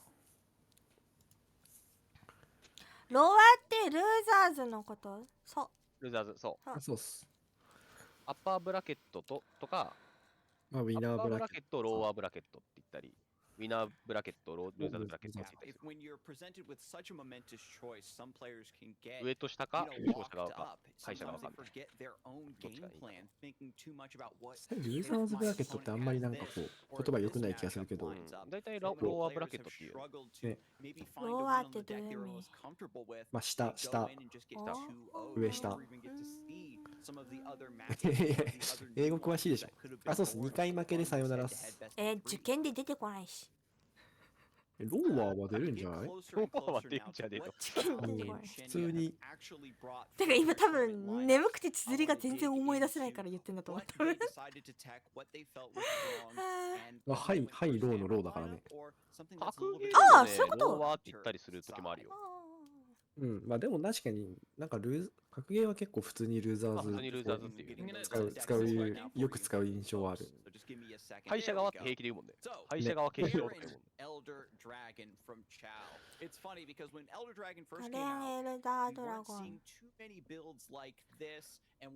何バンするんだろうね、これ。ガレンエルダードラゴンバンなのかな？いや、何の持ち込みか分かってない。ケニアさんは上一と同じ持ち込み。ああ、そっか。新パッチが来てない3人のうちのもう1人だったのか。もう1人。フォローキング、フィズユミ、セドカルマ。何バンすんだろうね。あ、ニで、コニコナーだ。ナー、ティーモ・ケイトリン、エルダードラゴン。あれ、ニコナーってそんなに持ち込み多かったっけ？ 3人しかいないんだけど、2人抜けてるはず。すごい。へえ。今はニーコナーもね、これの後ぐらいにちょっと、なんかラダーとかでもまあまあ見るようになった感じするから、これもなんか時代を先取りしたデッキだなって感じする。で、ティモ・ケイトリンだ。犬入ってんの今のティーモ・ケイトリンって。鼻強いからね、あの犬。でなんか一時期ランプとかにも入ったもんね、あの犬。あの犬何考えて吸ったんだろうね。かわいい。単純にでも、なんか諸部族がいなくなっちゃうと、フレールドのビート系のデッキがなくなっちゃうっていう。なくなっていいよ。でも岩戸、あの犬可愛がってるからやめて。来季はエターナル送り。いや、あの犬名前つけてまで可愛がってんのに。ポメラニアンはエターナル送りです。まあまあ22になればまあクーンって言いながらエターナル送り。岩戸のペットなのに。この前オーメンホークからバフして出てきたから許せまじで。いや、まあ実際ね。234とかなんだこいつ、そのまま取れずにゲーム負けだから許せない。今のなんかフレールドの系のデッキ、バフが連鎖するとすごいことになるもんね。許せない。おめほ、犬、なんだっけ、槍で、トカゲ。4コストのフォーミダブルにバフ乗るやつでボンボンボンって言ってないこれ。ガリをバーンって着地して終わりました。滝さんが超怒りそうなこと言うけどさ、岩戸配信中にあの犬90で出してるから。もうちょうどなんかコメントのとこでも90で出してる人がいる。寝ていい？寝ていい？なんで？大型犬だって言ってなんで？やめて。歌っていい？歌っていい？ダメ怖い。やめてこれはね、嫌な気持ちになったらね。フレヨルドからバフを取り上げろ高校の効果をだ。この間でも僕もなんだっけ、あいつ出されたから、なんだっけ、6マナに。パラれてるやん。レベナか。本当だ、クリスパラ。77のオーメンホーク、そう、77のオーメンホークも出したの。岩戸ね。明日は解説来ないね、岩戸ちゃん。なんで？いやね。でも、滝さんが喜びそうなこと言うけど、でも岩戸負けてるから。いや、そういう問題じゃない。そういう問題じゃない。勝つとか負けるとかそういう話じゃない。岩戸ね、ダーキンの槍のこと首輪って呼んでんの。犯罪者であることを自覚してほしい。そんなこと言わなきゃいけないよ。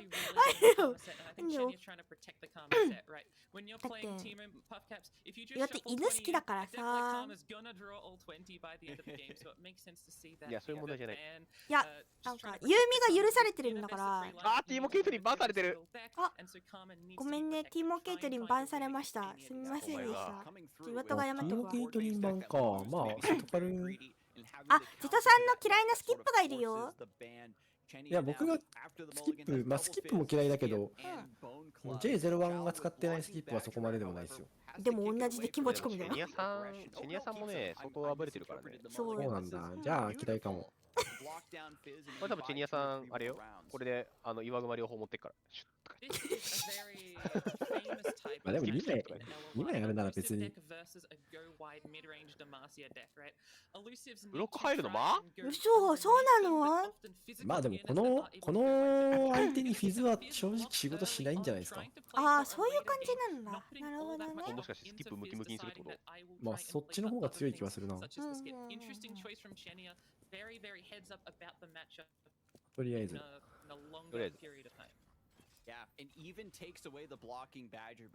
あ、でも確かにいいとこ見るな。まあでもこの反応じゃどう見てもだけど。しかし1円出されている。パスだよね。まあスキップ出してもいいかもしれないですけどね。まあでもサイネンパクりたいか。いやでも果たし合われるの考えると、ケンハの地域の罠残しておかないといけないから。リストを見てないですけど、果たし合い入ってるんです。全然知らないです。なるほど。結構なんか、あのデッキ一般的なリストだと果たし合い入ってないから。あれっていうか、Iwato、これ、エパック対決じゃね？私は入ってないですね。ラッパだけですかね、多分。ラッパと、魔力の回です。はいはいはい。じゃあもう、このスキップはじゃあ、あれか、自分でぶつけない限りは死ぬことはない。19 versus 16. It seems like the players are even now in terms of Nexus HP, but Chenia with Battle Fury just needs to take one more light time around in order to get another massive attacker to close this one. 2 more attack tokens for Chenia seems to be the math lining up. Chenia does have that large amount of pressure, and Xiao's going to have to try こ and れはあれ find か some な。 way to pressure あれ殴ったら殺されるんでしょ、これ。And we see the Fortamacia in hand. We see the ま capability あ of being able to attack with ジュニア選手がパスすればそうですね。 try and go wide and try and pressure Chenia into blocking. One way of dealing with elusive units is sort of forcing them to block 出ましたがやられるの気 almost 分いい like a か。 pseudo challenge こうすると逆にガレンにあれつけられて殴られるか？ Not get the draw because there is no keyword on these units, but you also just need to develop units in sometimes. Yeah, looking for a blocker, trying to keep this Garen back. いいんじゃないですか、これ。 Suppression now in the hand, going to make it very difficult to weave in どう this でも double 良さそう。 battle fury. Any other deck, this would be a pretty awkward draw, but thankfully with these 別に cheap どうでもええか units, と思ってそう。 there are great carriers for it. It's まあ easy to 正 weave 直、 in. ああしかもなんかブロッカー生成くんまで来た。 And どうせできるしどうでもええかと思って。 Yeah, exactly. It's so fun to see this card as a イルーシ potential ブっ board て fight, but 強 when い you're んだな attacking with the 強いっす elusive よ。 units, you can't put anything into combat to actually employ it. 飛行。 We're gonna have to see if Chenia is thinking about it though. Honestly, when I play this game, I really struggle to play around champion spells because you don't look at it when you see it in the deck list. So if Chenia plays this Owlcat and then attacks with it, that could be a lose condition. ねえ、イルーシブのことさ、飛んでるからなとか飛行って呼ぶのってさ、MTG からの患者ってこと？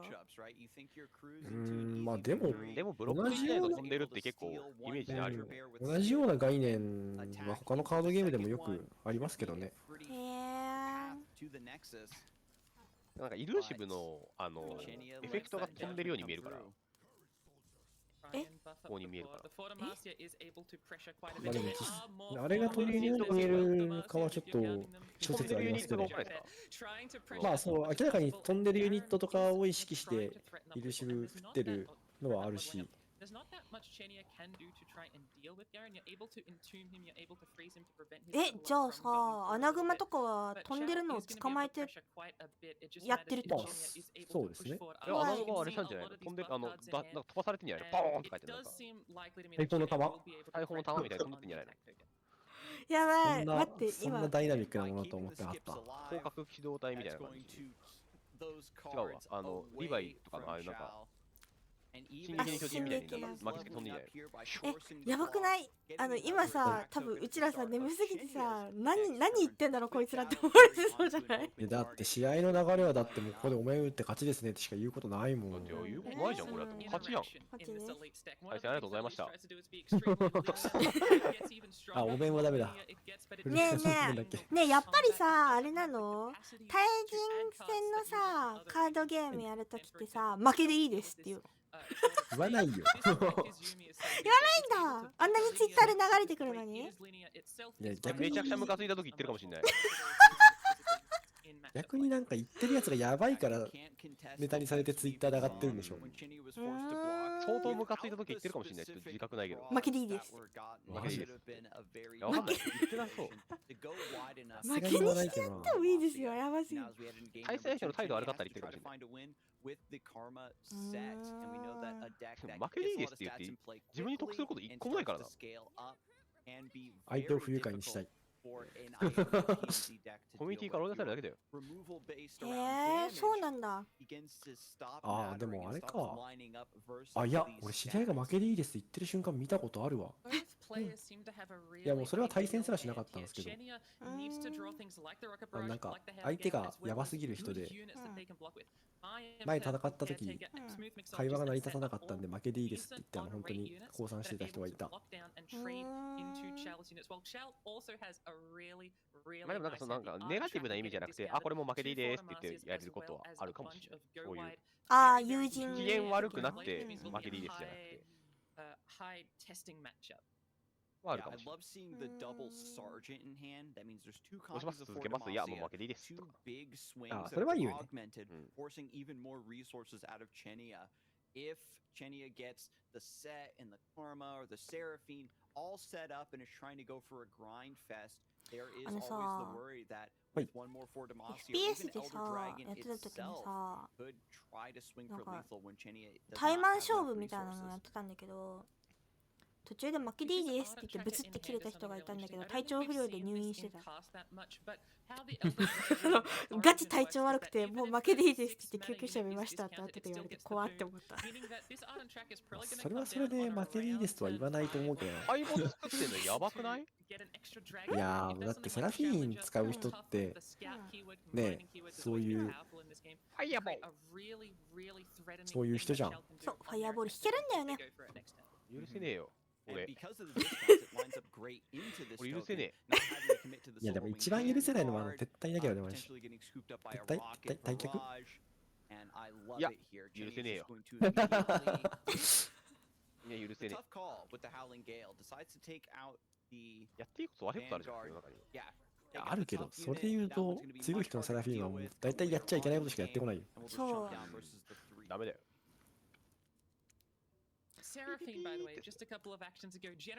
強い人のセラフィーンさ、ニコスじゃ許されない動きするよね。いや、タッチだ作ってくるやつが一番許せねえから、本当に。タッチだと退却一緒じゃん、ほぼほぼ。いや、タッチだは相手のやつリコールできるから、本当に許せない。いや、それはそうだけど。こっちのセラフィーンはさ、大したもん生まないのにさ、相手のセラフィーンはすごいんだよね。Yeah, it's such a precious card, a great bonus for Chenia to deal with a singular large unit that the rest of ENZ's removal would not be able to deal with, or being able to force a recall. Set finally hitting the board. Chao went for a much more, chunky mid game GP, not having the resources. なんで8時にまた起きるの？なんで8時にまた起きなきゃいけないの？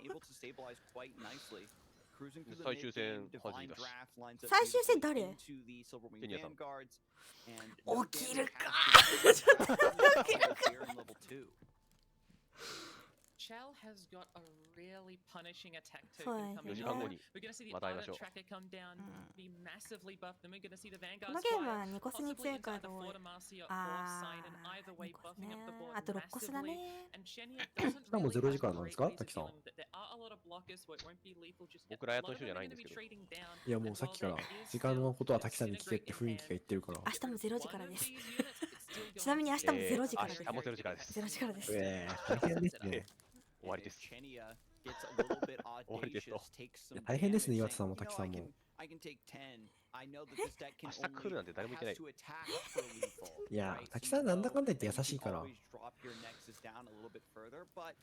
いや、みんな来てくれるって信じてるよ。あ、俺は明日福岡行ってなかったけど。だってどうせみんなさ、土曜日なんてゆっくり寝るでしょ。いやでも僕最近諸事情ファイアボールで死ぬのマジですか？いや不愉快だよな。マジですよ。ファイアボールってさ、ファイアボールって阻止する方法ってないよね。ある？ダメージを受けない。アリアとかでそのダメージ自体を止めれば。まああのデッキにはないっすね。そうだよね。そうだよね。だからあの人は多分今からマリアムさんとぶつかって死にます。いや、デマーシアが勝つ黄金パターンには入ってるんだけどな。ファイアボールで全てをケアされたな。ファ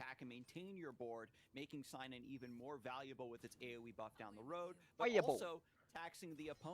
If you have deny here, then you're spending most of your turn doing that. Disintegrate is indeed forced to take down the Ardent Tracker, but this is a scout attack. We got more stats coming. What the fuck? って言ってそう。You gotta have to decide what you respect. How much do you respect your champions, or how much do you まあ respect your でもこれは致し方なしって感 Seraphim's じ。 a really important card to maintain, and it is going to be the decision to keep the champions around それは大事にしたか。ちなみにみんな嫌いな地域ってある？アイオニア。早っ、回答。多すぎない。ジュタさんは？アイオニア。アイオニアが嫌いなんじゃなくて、瀬戸と拒絶が嫌い。わかる。ああ、近い。俺も瀬戸と、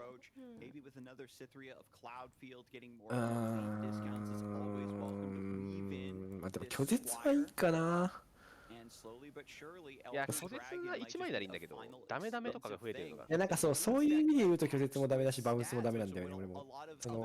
バウンスもなんか種類増えすぎて。瀬戸とタッチだが嫌いかな。瀬戸とタッチだが嫌いかなって言いたくなるな、俺も。ちなみに岩田はバンドルが嫌い。見た目が。見た目が。見た目が。見た目が全国の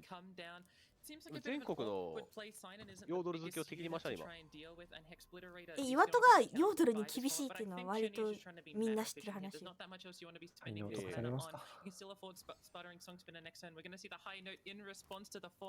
いやーもう完璧にコントロールされている。ねでもハンドがなんか上側も強いとこ引けてるからまだあるっちゃあるか。なさそう。あれ死んだわ。あれちなみにあのハイノートっててかもう進化してんのか。でも進化してもショーストッパーは見ないか。ショーストッパーは見ない。コイン1枚しかない。ビジネス強すぎて悪だ。いや強っ。うわ強っ。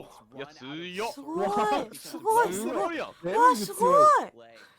あ、悲願じゃないんだ。いやまあプロでもいいかなと思いましたけどね、正直。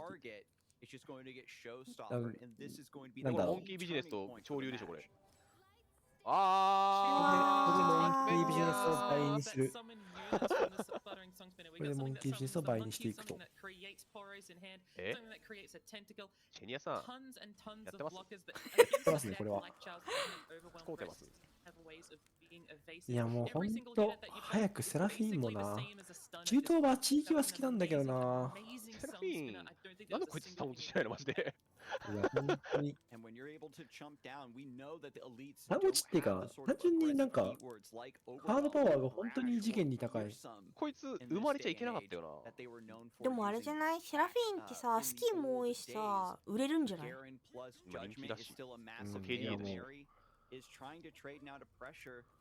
れだって、やばくないこれマジで。なんで214のこの召喚時にカードを生むやつ、そのままフィニッシャーにもなれるんだろう。いやー、てかスペル生むのやめてほしいよな。なんかもう、その段階に2バナとして強いからな。ひどいよ、こんなの。ポ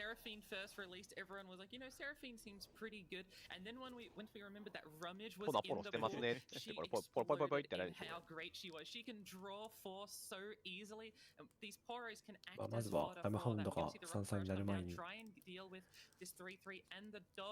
ひどいよ、こんなの。配色。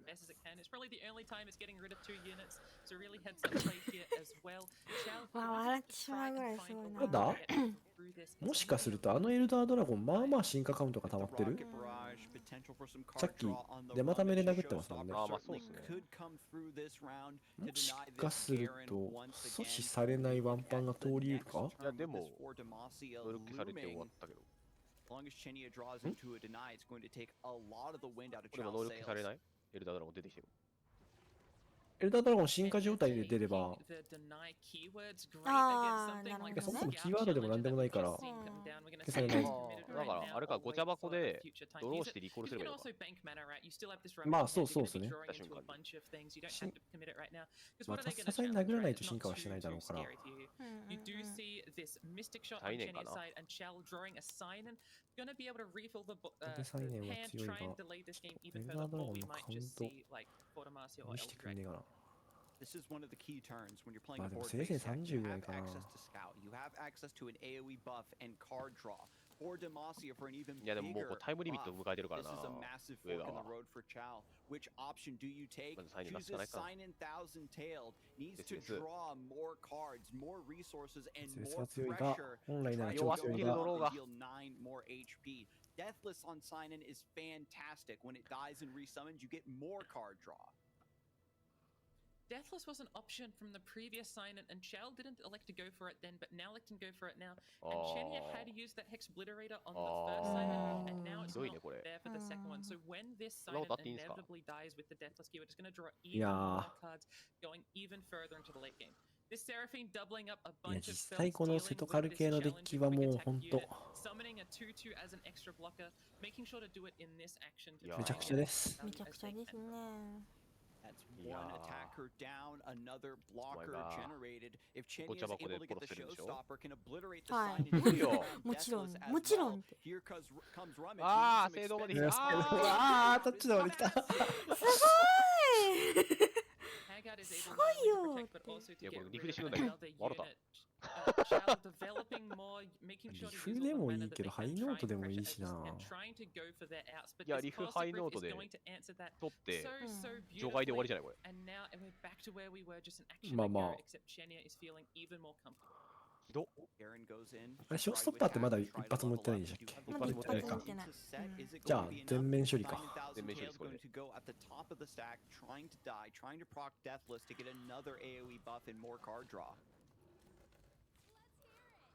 I see the blocks line up. Just jumping a little, you're able to block with Seraphine here. There's no buff spells that you can afford. You know, this deck isn't on catch or anything, and there's no interaction, so Seraphine is able to make some use of her health, even though for the rest of the game she'll just be on the back lane trying not to do very much. We're gonna see the denial of the word before the showstopper. An amazingly well-played timing on all of that. See the GG there, you know what's gonna happen. いやはい、というわけでチェニア選手が 2-0 で勝ったので本日の配信は終了になりますはい、いやー泣いてる人がいる泣いてる人がいるけど泣いてる人がいるけどもうこの3人は耐えられないよちょっと待って、一応聞きますけどお二人まだ耐えられます？歌っていいなら歌っちゃダメ歌っちゃダメ寝てていいならじゃあダメじゃああれですね、なんかあれですあれですねよし、あ、わかった岩戸とまだ見たいよっていう人はなんか岩戸この後スペースやるんでみんな各自の端末で見ながらスペースを聞け。そして岩戸はスペースやりながら寝るわ。オッケー、よしそうしよう。いや、寝ない努力はするけど寝ても許されると思う。でも許されると思う。第2個スペースは歌ってもいいのかな？スペースダメです。スペースで歌ってるのがバレた場合は後からジャスラックにお金を払うことになります。あ、もっとやばいじゃん。はい。いや、インフレオルドナーフシロ高校の方が起きてる。オリジナルソングならどうぞっていう。オリジナルソングならどうぞ。オリ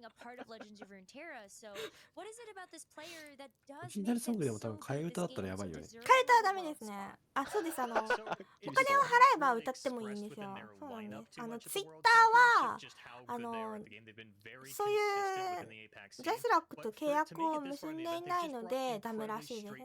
やだ、イーロンマスクにお金払うの。だからツイッチとか YouTube とかは平気なんだって。らしいよ。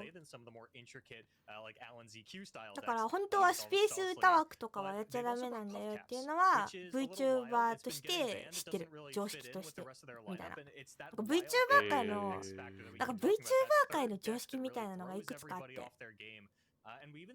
その中の1個だね。勉強になりました。Yeah, but definitely you don't want to match up your Karma Seraphine deck into Mushroom. This matchup is just disaster. 海外だとカルマセラフィン、あ、まあ、そうか、なんでもない。はい、というわけで、皆さんご視聴いただきありがとうございました。ここからまだ、2試合って言い方も変だな。あと3試合あります。3試合 ?3 試合3試合あります。3試合あります。あと3試合あるそうです。ですね、偶然にもですね、残ってる人たちのデッキが結構考える系デッキなので時間もろ全部使うと思います。そうだよね。残ってる人たちなんかあれだよね。めちゃめちゃ時間食う系だよね。タクしかいないからね。そう。そうなんですよね。ぐるぐるするタイプの、俗に言うオタクが喜ぶデッキって言われてるタイプのデッキタイプが多いので、皆さん、ちょっとそこまでは、ちょっと岩戸はちょっと配信はできないので、とりあえず今日はご視聴いただきありがとうございました。また解説に来てくださりありがとうございました。ありがとうございました。というわけでちょっともうみんな眠気が限界なので、今回配信は途中ですが終了となります。明日は決勝まで見届けようと思っていますので、皆さん睡眠時間などを調整してください。よろしくお願いします。それでは皆さんお疲れ様でした。ありがとうございました。じゃあねー。